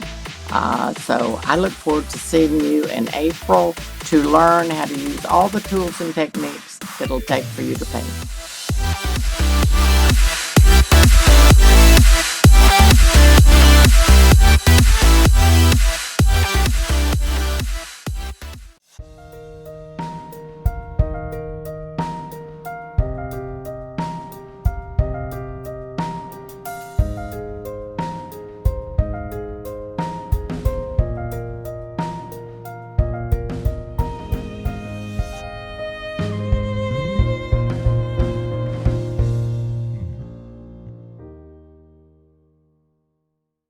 Research shows that even people who had never meditated before benefited creatively from a 25-minute meditation session.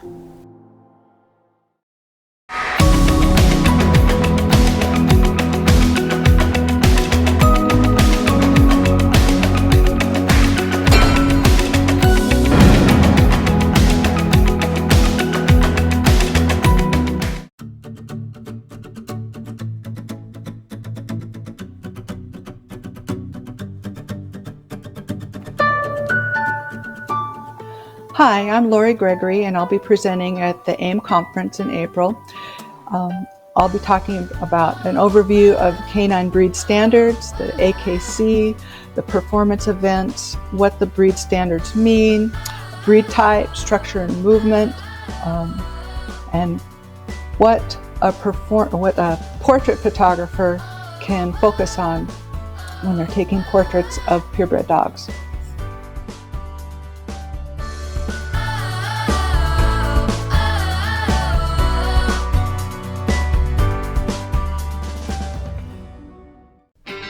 Tip for happiness. Associate yourself with people who challenge your abilities. Image competition has not only taught me a lot and helped me grow as a photographer, but really pushed me with my personal boundaries as well to get out of my comfort zone a little bit. It's changed everything. It blew my mind. Image competition is one of the things that made the biggest improvements in my photography. Learning of what the judges see and learning to actually review my images more and pick out those little details. That's what's allowed me to grow so quickly. It has completely changed how I view photography. It's just the most amazing experience being part of competition.